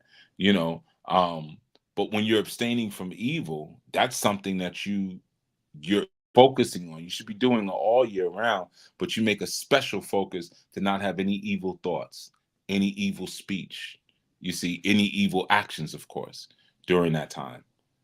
You see, so during that time, it's like, yeah, that's when most of your attacks are going to come. Most of the distractions are going to come because that's the time when now we have the opportunity to look at each other and be in harmony. I see some of y'all in the chat be like, you know what, you are my brother. You are my sister. Let's, whatever it was before, forget about it. Let's get on one page. Let's get on one accord. That's what Ramadan is really saying. All right. During the night and early dawn hours, I constantly sense there are movements happening and secretive events occurring, almost like an unseen hand working while we are resting. It's unsettling. Well, that's what you always feel in North America. If you look at even the path of the eclipses going across Trump states, I'm not going to get turned into a political thing, but those are Trump states it's going across. Well, we might say, oh, well, that's some kind of interesting coincidence, or maybe those states were picked to focus on for a reason, so yeah, there's always that unseen hand, and that's why when we say like harmony, right, or we say the Most High, or when it says Haveya is Elohim, so it's saying like the deity that is your El is with these or above these other L's, so you don't have to worry about like for some people their El is earthbound. You see what I'm saying? That L is earthbound. And, when it says like, no, when Moses was like, oh, no, you one of them. You up there. Oh, okay. Okay, we good then. We got we got a good L. We lucked up, So that's saying there's always that movement because there's a lot of frantic action behavior happening right now. There's a lot of still trying to wipe out the originals. There's a lot of that sort of energy happening right now, and it keeps like kind of failing. It keeps falling, and that's why there's so much discrediting of legacies. That's why that keeps happening so often. People's legacies are being discredited, but it's also where you put your value of notoriety. You might look at someone who's got money and got cars and got this and be like, man, that person fell. So what? What was his spiritual life? If they're spiritual, like we might not even have the same L. I mean, the scriptures say, how could two walk lest they agree? So, if I get money with you and you're a complete debaucherous scumbag, then that means that you and I have a contract. So we're the same thing. That's what that means. See, because if it says, how could two walk together lest they agree? What is an agreement but a contract? How could two walk together unless they have a contract? See, that's why you always be careful when people people like, I didn't know they were doing that. Were you getting money with them? If you getting money with them, you knew because you're the same thing. You were in contract together. So you have to also look at like, what are you who do I get money with? You see, what am I contracting with? Because Whatever I'm contracting with is what I'm walking with. And what was that walking talking about? It was talking about when you have two animals that are on the field and they have the yoke around their neck and they're plowing a field together. So it's saying like you can't have an ox and a mule, because what's happening is your lines are going to be crooked. So you have to put two of the same kind. You got to have two mules, two ox, but you got to put two of the same kind. So when you plow your field, it's straight. So if you're succeeding with someone and they are foul, you are foul. You are the same thing. You agree. You have an agreement. You have a contract. You see, people will talk mess all the time when they see somebody fall. Look at the people who are around them. Those are the people they had the contract with. You see, look at the people who got money with them. That's who they contract. They are the same thing. Just some present better than others. You know, people always do that in relationships too. Like when they break up, it's like, oh, this person was this or that person was that. You were the same thing because you had a contract together and you walked together. Knock it off. You know. All right, what's the next joint? And then we're going to close out very soon. Now it says this society dissuades us from doing things like regulating our activities because everything is based on what we are able to produce and how much. Well, that is a regulation of activity, right? I mean, in fact, I would actually maybe disagree a little bit there. Now I know what you're saying though. I would say this society does exist to regulate activities around what they tell you acceptable activities are. Right? So what they regulate you around activities that are advantageous for their agenda, right? You know, but like we're supposed to get at least 20 to 30 minutes of nature time every single day. A lot of people don't even know that. You're supposed to get out and even if it's a park, but you're supposed to get out into nature 20 to 30 minutes. Let's not even forget about the vitamin D deficiencies and how that affects our health, our hormonal levels, our fertility levels. How many times do you spend all day inside to touch your face? Or like my man Morgan Freeman said in the Robin Hood movie, he was like, what did he say? This godforsaken country. Remember, he played the Moor. He played the Moor in Robin Hood, Prince of Thieves, and he was like, "Is there no sun in this godforsaken country? This godforsaken land." He was trying to find a place to pray. It's like, nah, it's gray skies every day, bro. Well, that's probably not where we should be, you know. So yeah, man. They try to situate you and foundate you around, you know, a lot of sick activities, whether it's ridiculous holidays, Easter and crap like that, and your Christmas crap and your Halloween and you know, all of these different things. When you do a little bit of information, a little bit of looking up, you realize, yo, I'm going against my father. I am violating my ancestors. Why would I do something that would go against and violate my ancestors? I should be running towards my ancestors. I should be moving closer to the way of my ancestors. You see, my ones that had sense, not them crazy ones that got me caught up, right? So that would be activities I should regulate. Like, what was our calendar? See, the sun, many world systems, their calendar was based around the sun. You see, the sun was that. It was like, that's why you have a sundial. So how many of our activities do we base around the sun? You see? And then you have some who they had a lunar calendar. They based what they did around the moon. But the sun was always considered a calendar. It was a calendar, the sun. You see? So are we regulating around that calendar, or did you make up something for me to follow? You know, and that's where we come out of her. When we say, oh, come out of Babylon, we're saying come out of all this made up stuff that don't make no freaking sense at all. Doesn't make any sense. I'll give you an easy one right here, right? This is gonna cause a little bit, but we say, yo, men shouldn't wear earrings. You know, that's, you know what I mean? You know what I'm saying? Dudes would say that, like, yo, you shouldn't wear no earrings, you know what I mean? The children of Israel wore earrings. The men wore earrings. When they were led out of Kemet and they melted down the gold to make the calf, they said that the men and women took out their earrings. So that takes us to this.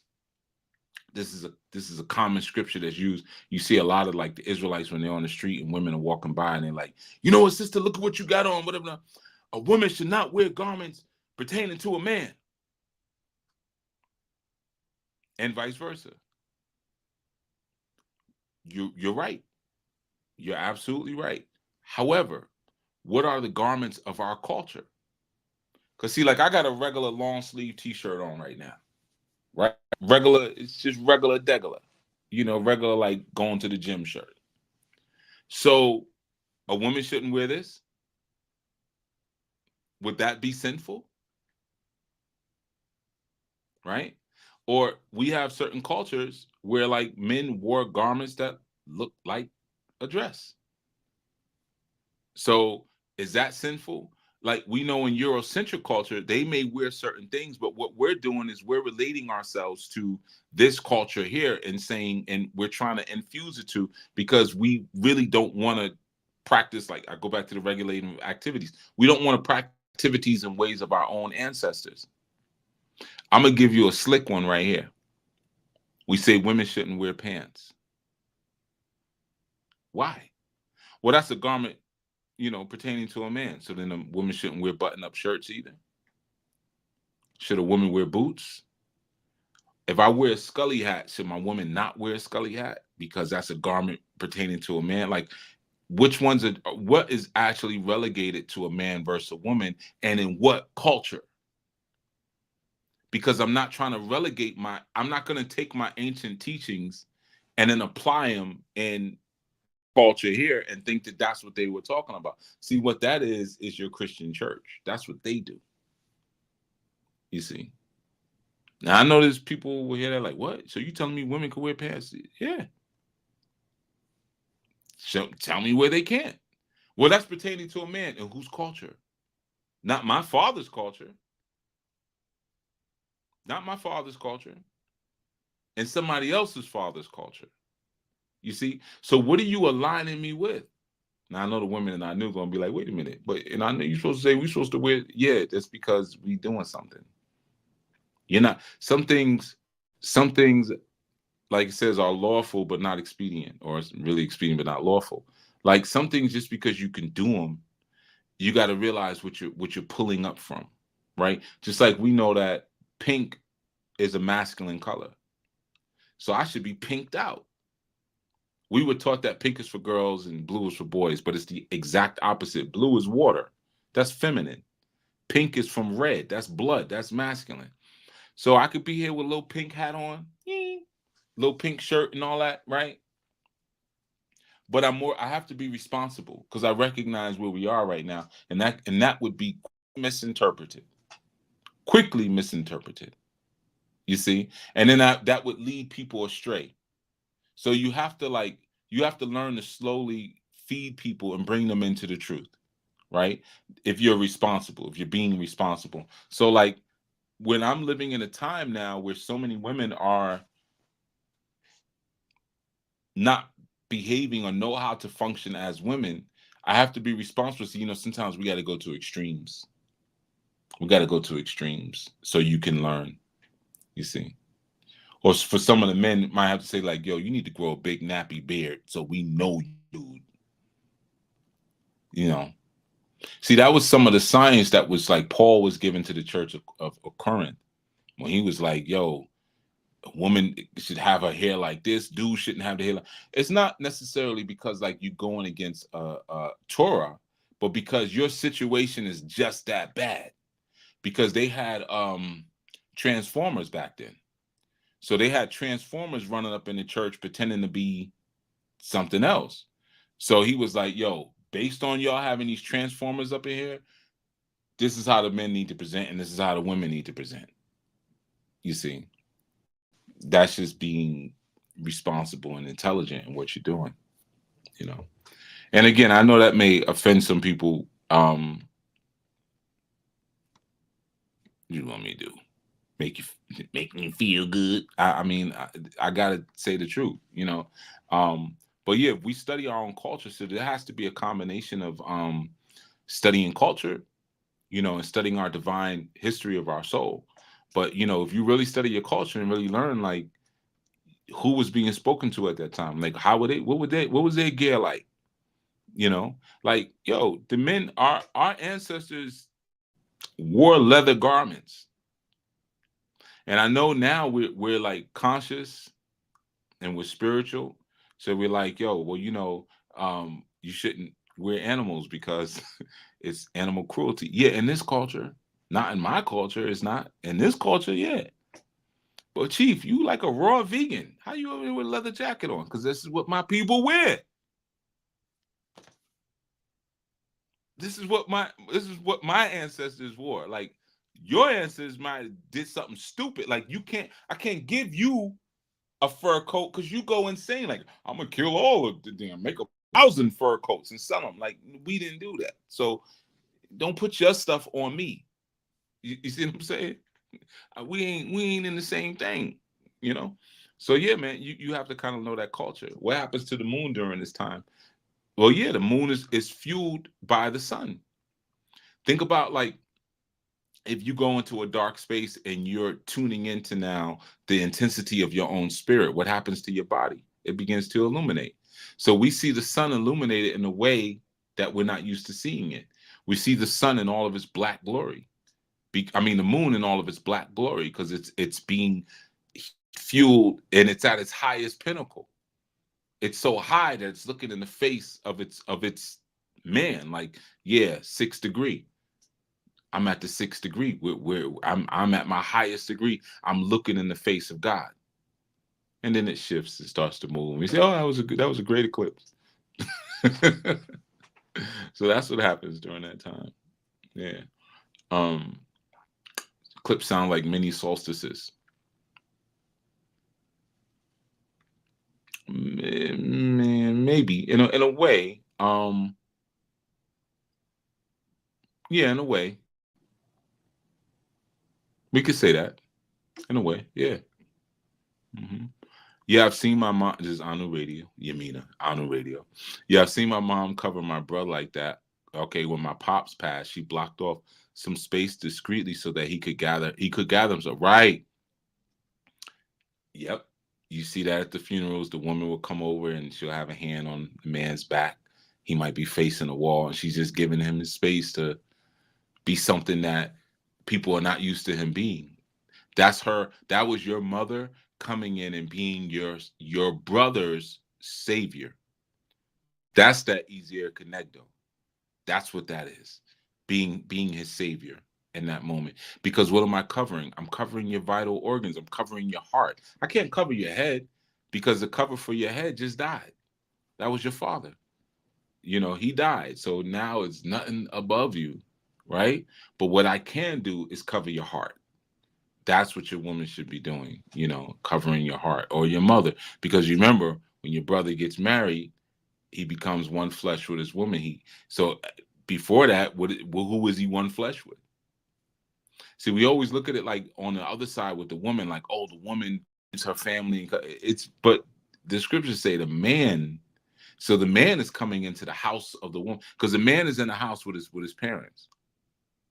Then when he gets wedded, he goes into the house of his woman and gets wet, right? No, but he goes into his house. He goes into the bayit, or the woman, and that becomes another house that he now illuminates.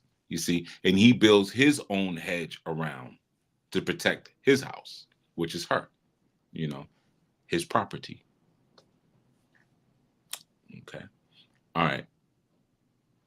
In the beginning, you had said it was over the east. If you live in the west, will it still affect you? I guess you're talking about the eclipse. The eclipse shouldn't affect you at all. It should reflect you. That's all I'm going to say about that. If you still affected by physical events outside of you, nah, man, like, you've been rocking with me too long for that, Raheem. Like, you should have evolved beyond that. I don't care what it's like outside. And plus, we're men. We affect. We don't get affected.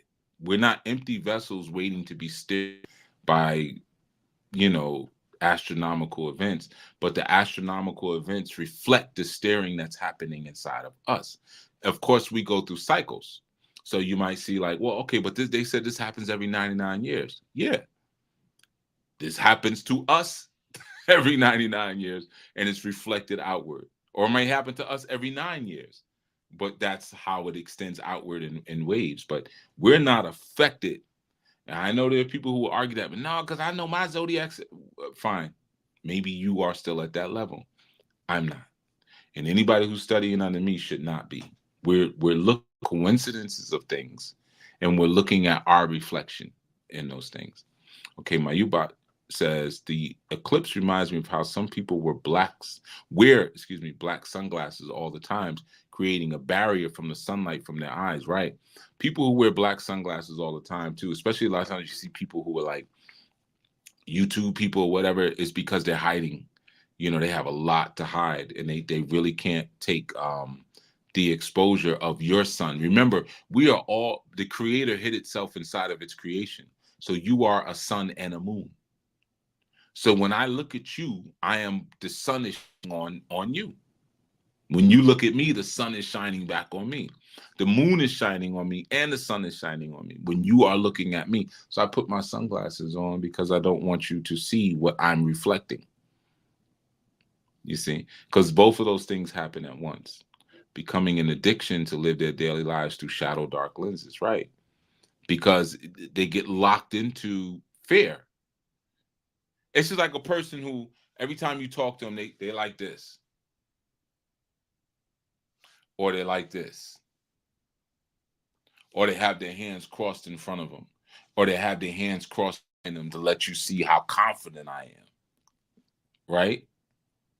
What about just putting your hands down, just having them? Like I do this thing when I meet people a lot of times for the first time. You can't see it because I'm, you know, you can't see my whole body.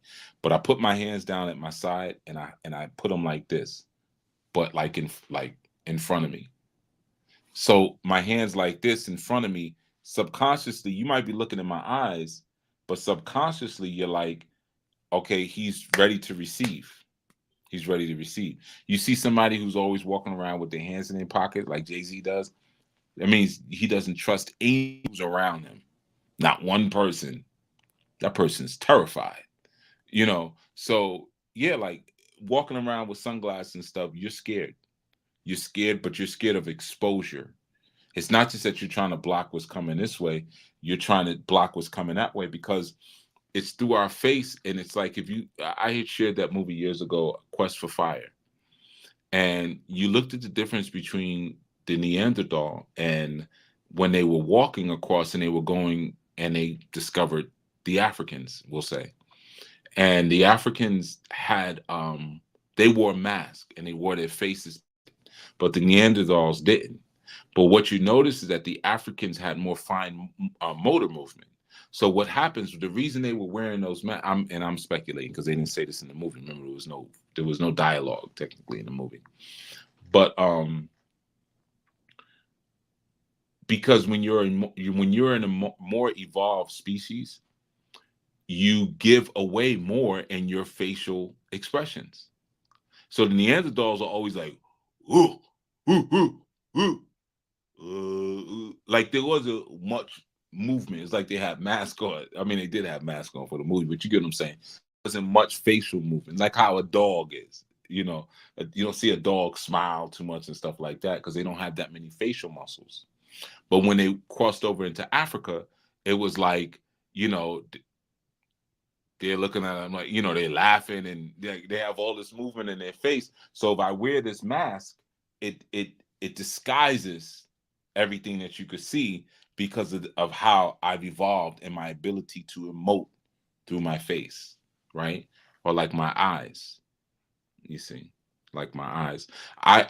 People probably know this about me. Some of y'all know that I don't look people in the eyes that often, you know, like over your shoulder or look down because I'm often told like my stare is very intense. I don't mean to do that, but I have noticed that it makes people uncomfortable when I look straight at them. So I just so people could feel like they have some space. Sometimes I'll be talking and I'll be like, yeah, I kind of just to give them their space, But that's the ancient African in me. It's all that sunlight that's coming out of my eyes and having you like, whoa, you know. So if I wore shades, you probably wouldn't feel that way. But then you also couldn't read me, you know. So Abba Haruk, what up? I remember when my Baba died, my mother in Nigeria was in mourning for a year. Yep, not going outside, not working, not going to any events. The community brought her what she needed for the whole year. Right, because the son died. You're supposed to mourn. During the eclipse, you go into meditation. You don't be outside partying. Why would you party? That's weird. That's odd. Yeah, man. Okay, cool. All right. The origin of saluting in the military was to show that you were not hiding a weapon, right? And that actually, like, I don't know which military you're speaking about, but that goes back to the Berbers and the Moors who used to do that. That's where you get the term salat, to make salat, which later became salute. But to make salat was to show, like, even when you engage in martial arts, karate means empty hand, right? So my hands are empty. So even when you're bowing and I'm showing that my body is a weapon, my body itself, but when I bow, I break my weapon. It's like having a sword and you crack it in half for a second. So I'm giving you that respect to show I'm bowing. I'm a weapon, but I'm going to break the weapon to honor you. And I might do that before we fight, but just to let you know that it's not all war. I'm breaking the weapon. But that idea of making salat was saluting the heart chakra. That's really where it initially came from. Now, I taught on that many years ago. I don't even remember the name of the segment or whatever, but salat is where they later, received salute. And even like the Sharif, who would make sure that everybody made salat when they were supposed to. Sharif means Allah's enforcer. And the Sharif then became your sheriff. They even gave him a 6 star, right, to put it on as a badge, which was that false star of David, But okay, so I'm gonna get ready to go out. I'm gonna take 1 or 2 more, and then we out. There was a whole lot of movement the first time the Neanderthal saw fire, like he discovered a new emotion. Yeah, he was moving on because he saw God. That's what happened. He saw God. You going your whole life quest for fire, you stealing fire. You don't even know where fire came from. Imagine this. We all probably, pretty much everyone here, we grew up going into our house. We come home at night. We hit a switch. The lights come on. Right? We don't know how it technically gets to that. We know there's wires going into the house and stuff like that. But we don't know. We know there's a plant somewhere in town that we don't never want to blow up, or Superman to have to come in and save the whole town or something. But we don't really know how the electricity gets to the joint, right? Now imagine you meet somebody and they hold their hands like this and the electricity comes down out of their hands. Who the heck did you just meet? And your whole life revolves around that electricity. Like you're stealing it, you're looking for it, you're questing for it. And you see someone just say, oh no, I ain't got to look for it. It's here. Here's the source of it. You just remember, because in the movie he started crying. He was like, he kept hitting his, rubbing his head, and he was like, and he started crying when he saw the African making fire, by rubbing the stick. He saw his God. That was like Moses seeing Havea in the cloud. Like, I just saw God. You remember Imhotep was worshipped as a god. What is an Elohim? A powerful one. Got technology I ain't got. So yeah, Quest for Fire, man. I love that movie, man. I watched it when it first came out in 1984. I think that movie was released. 84. Somewhere around there. But that was mainly too because Ray Don Chong was in it naked. She was only 18, but hey, we was all young, so it was all right. you know. But but just even back then when I watched, I was like, yo, this is crazy. Like, yo, we don't have movies like this. This is crazy. You know, like, yeah, I don't even want to say any of the scenes. Like, there's some real savage scene. You know, another good movie I watched back in the days with Daryl Hannah. It's called Clan of the Cave Bear. It's another good one. You know, but you start to really see, like, okay, this is where some of these behaviors come from. Some of this aggression and desecration of the dead, desecration for life. You know, things like that. But yeah, man, he saw his God. When you meet someone who could do something that you've only fantasized about or you struggled against your entire life, imagine how they felt, man, when Hannibal was coming through with them. You have a genetic history of having this war with animals. Animals are always chasing you up in trees your entire life. And then you see this other group of people just come through the mountains riding them joints. Getting ready to attack you, and they beat the crap out of you because you fighting God. It's no different than what happened here when they first saw the Spaniards coming over riding horses. And they're like, what the heck? They riding them joints? We was just respecting them. They riding them. And I'm not talking about all the people who came over here saw that, because you know we had some new natives dropped. And there was a trick with that one, right? The real natives don't look like the new natives. But yeah, so yeah, man, see the face of your God and see what happens. You see what I'm saying? Sometimes we don't realize what we are to other people, you know, and it goes back to the regulating of activities. If I can regulate your activities, I could regulate your rise. But when we start rising, that's when we gotta, you know, we start to realize, wait a minute, what the heck am I? That's why I always say it's not about who you are, it's about what you are. That is the biggest secret. What the heck are you? You see? Because we have this weird thing where it's like, man, anything you put in front of me, I make different than what it was. What the heck is that? And I'm the only one who can do it, and I do it better than anybody else. What the heck is that? Well, let us make man. Make. So I'm from the people that make stuff. You see? And then other people are kind, mankind. You were made. Or what we call the Tamahu. The Tamahu, the created bright man. The created man, the Tamahu. And the Kabbalion, ancient Kemet, that's what Tahuti said was the biggest problem that faced his people, was the Tamahu. These people who we created. We know we know the story of Yakub. We know the story. This man, this devil you created. Why did you do this, Yakub? Yeah, man. All right. See, I think that's about it, man. I know y'all got some. All right, here. Okay, one more. In certain this is Cal Fitness and a brother Calvante. In certain martial arts systems, you step with the left foot to show non-attack, versus stepping with the right foot to show attack. All right, I'm gonna let that. No, I ain't gonna let that ride. It's a study group. Actually, I don't think that's accurate. I mean, I know you're studying under someone now. They've been teaching you, but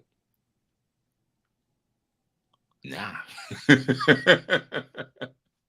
Right, Jason just said, what if you're a southpaw? Exactly. What if you're a southpaw? Then you're going to step with your right foot, you know? Well, if your right is going to be leading, it depends on what direction you're going. Yeah, let me just say something about that. You know, when it comes to martial arts, like sometimes we be studying from people who we like, our groove is different. You know what I mean? Like, that's why I like Donnie Yen. Donnie Yen, he got a nice groove. Like if you ever see him, you know, like because like he really does know Wing Chun, you know, like. But if you ever see him, he has a nice flow. But some people like they don't flow. It's like looking at Usher and then looking at Justin Timberlake. It's like, okay, it's the same moves, but Or you could look at Sierra, then look at Britney Spears, and it's like, and it's not a racial thing. I'm not, but it's just like you doing the moves, but it don't hit, it don't pop when it's supposed to pop, and jiggy when it's supposed to jiggy. Martial arts is very similar. Like, it's an art and it's a movement and it's a flow and it's a rhythm. And some people have a certain rhythm and some people don't. And they'll teach you in a way where it becomes so very esoteric that you lose the core basics of it. Some people can make it very crude when it doesn't need to be. Like, I used to do this thing whenever I was spar, and somebody thought I was showing off once, and he told another person and got back to me. Like, before, when I was spar, like, I might be like this, I would always do this with my fingers, right? And this is in the middle of me fighting and sparring. I would always do this, right? And I would do this because now he thought, like, he was like, yo, I hate the way he's always showing off when he's fighting. He's always doing that thing with his fingers, right? And that was because that I used to do this with my fingers to like get the jitters out, to get the nervousness out. So because if I didn't do this, I would do this, and when I do this, I make my fist, my forearm. I'm now putting pressure on my forearm muscle, and my punches are not going as fast as they should. I like to punch like a whip, so I like to I close my fist right at the moment of impact. So up until the moment that I hit you, you just seeing this coming towards you, and then I make my fist. But if I make my fist back here, it's gonna be too slow because I'm gonna be focused on my muscle, like feeling the tension of my muscle. So I would always just do this: stay loose, pow, stay loose, right? But that's also because I used to break dance. I was a b-boy. So I'm used to like doing b-boy movements. Even if I'm fighting, I'm b-boying, right? Because that's the era I grew up in. Like, we used to dance, we used to do stuff like that. So if you come and teach me some other way, you might teach me some non-rhythmic, non-Angolan way of fighting. You know what I mean? And it's not going to really speak to my origins. It's not going to speak to what works best for me. So that's a part of finding your voice and your song as a deity. Your song, that's very important. They speak about the song of the sun in Zoroastrianism, and the song of the sun speaks about when the arrows and the slings are facing me, yet will I praise him, right? And that's speaking about how, like, it's referencing actually an eclipse. And that song of the sun is saying, like, I'm going to be the sun no matter what you throw at me. And I'm praising and I'm rejoicing and I'm happy even in my dark time. Even when it's an eclipse, I'm still happy because I'm still me. You see, it's there's like 3 songs of the sun in this particular passage, but that was one that always I found very interesting because it's weird when you read it. It's like, so wait, the sun is happy to be attacked? You have to like meditate on it, and you realize, like, no, the sun is saying, I'm still the sun. So even though there's an eclipse, behind this eclipse, I'm still the sun. So even though I might learn a certain thing and like hold your fist like this, like, okay, I'm gonna learn that. Yeah, this is blocked. I have my shoulder tucked. Okay, I'm doing everything I'm supposed to do. My chin is down. Okay, cool. But after I get that, I'm back. I'm me. Jazz hands, right? I'm a musician. You know what I'm saying? I gotta keep it loose. So yeah, man. That's what your eclipse is sharing. What are you behind that moon? What are you behind that body? What is unchanging? You see? What is everlasting about you? What is eternal about you? Anything? Right? Or are you just this false projection that's being coded and being filtered through the eyes of the world? But anyway, I want to thank everyone for throwing in, man. This was good. This is good. This is what we're gonna be doing. I saw some of the Moors wore earrings, right? Moors wore earrings. Earrings are cool. I'm not into it. You know what I mean? Like, I don't like stuff. Like I said, I don't like stuff going in me. Like, I had an earring. I got pierced when I was really young. It was like one of them sneak pierces, and I closed back up. I was like, I think 11, somewhere around there. That's back when I was heavy on my Rick James stuff. It was like anything Rick James, like, I'm right there with you, Rick. So yeah, I got pierced, but I was like, I ain't doing that again. But tattoos was a different kind of story. But anyway, yeah, man. It's a lot of stuff we did that is just different, in terms of our culture. Like, even like something as simple as this, like, and I'm gonna leave with this in scripture. When you read and hear story, I'm sorry, I wasn't checking Teams to see, but I was looking at the chat, so it's cool. Back in scripture, like when people got together, it wasn't like now when we talk about polygyny, it's like, yeah, because you building a nation and the sisters and all that. Back in the days, like a brother would see a woman, he thought she looked good, and he would go talk to her father and take her home.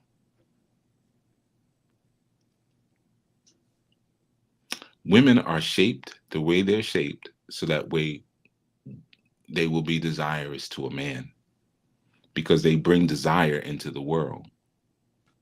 That's why women are that they look the way they look, the way they're shaped. They're shaped in a way that even women will sometimes look at their like another woman's art, like her curve, like, oh, look, okay, we overcomplicate things because we think we have to justify ourselves to a very sick and dysfunctional culture. People ask me that question sometimes, like, "Oh, you practice polygyny? I know you in there because you all about building a community." And I'm like, "Yeah, I am all about that. I am, but I also like having sex with different people. Period. That's the other reason, right? And I like that more than all of the nation building work we doing. I really like having sex with a different woman every night. It's fun." I don't have to justify it. Like I'm an Afro-Shemitic man. We're we're very virile. Virile. Like we just we're libidinous people. We have very high libidos. Yeah, we nation build, but we have very beautiful women, and we're strong. you know. And I gotta have stories for the grandkids. Hey, I did your grandmama and mama this and it did all three of them. But nah. So that's what I say. Sometimes we're going by someone else's clock. We're going by someone else's activities. We're going by someone else's understanding of the sun, and even down to our sexuality. We're going by somebody else's understanding of our sexuality, and we're not. You can't build a nation like that because it requires the women and the children. You see. So what do you do studying our culture like a white man? I saw that chat earlier. I saw that you put it out. I was like, maybe they, kind. Well, yeah, man. And Cal Fitness is, I mean, the way how you enter the map before demonstrating. I wasn't talking about. I know what you was talking about. I know what you was talking about, but yeah, I know exactly what you was talking about. Nah.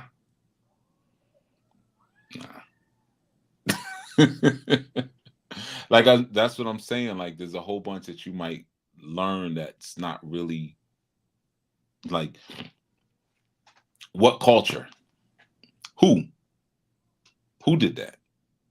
Like where did that originate with your fathers? I knew what you were saying. All right, so that's that. Thank you, everyone. Like I said, this was beautiful, man. And you could throw some questions in the not in the chat, but in the comments. You know what I mean? We'll pick it back up when we meet next time. And whatever you're studying through, even if it's martial, I know Kel, you might feel like, oh, I finally did say something, because you be sitting on study sessions a little too quiet. So now he finally spoke up. Like, I finally spoke up. You said it was wrong. Yeah, that's gonna happen sometimes. That's gonna happen. Sometimes you're gonna say something that's off. You still learning. You just started taking martial arts. I've been doing this for a long time with the art. So, you know, come and learn something from Unc. You know, but yeah, our next session will be on Yom Shishi. Y'all better learn some Hebrew now. I'm gonna stop saying it, or otherwise known as 6th day or Yom Shishi. All right, 7 p.m. We're gonna change the day, so we're gonna pretty much be leading into our Sabbath with our study sessions, man.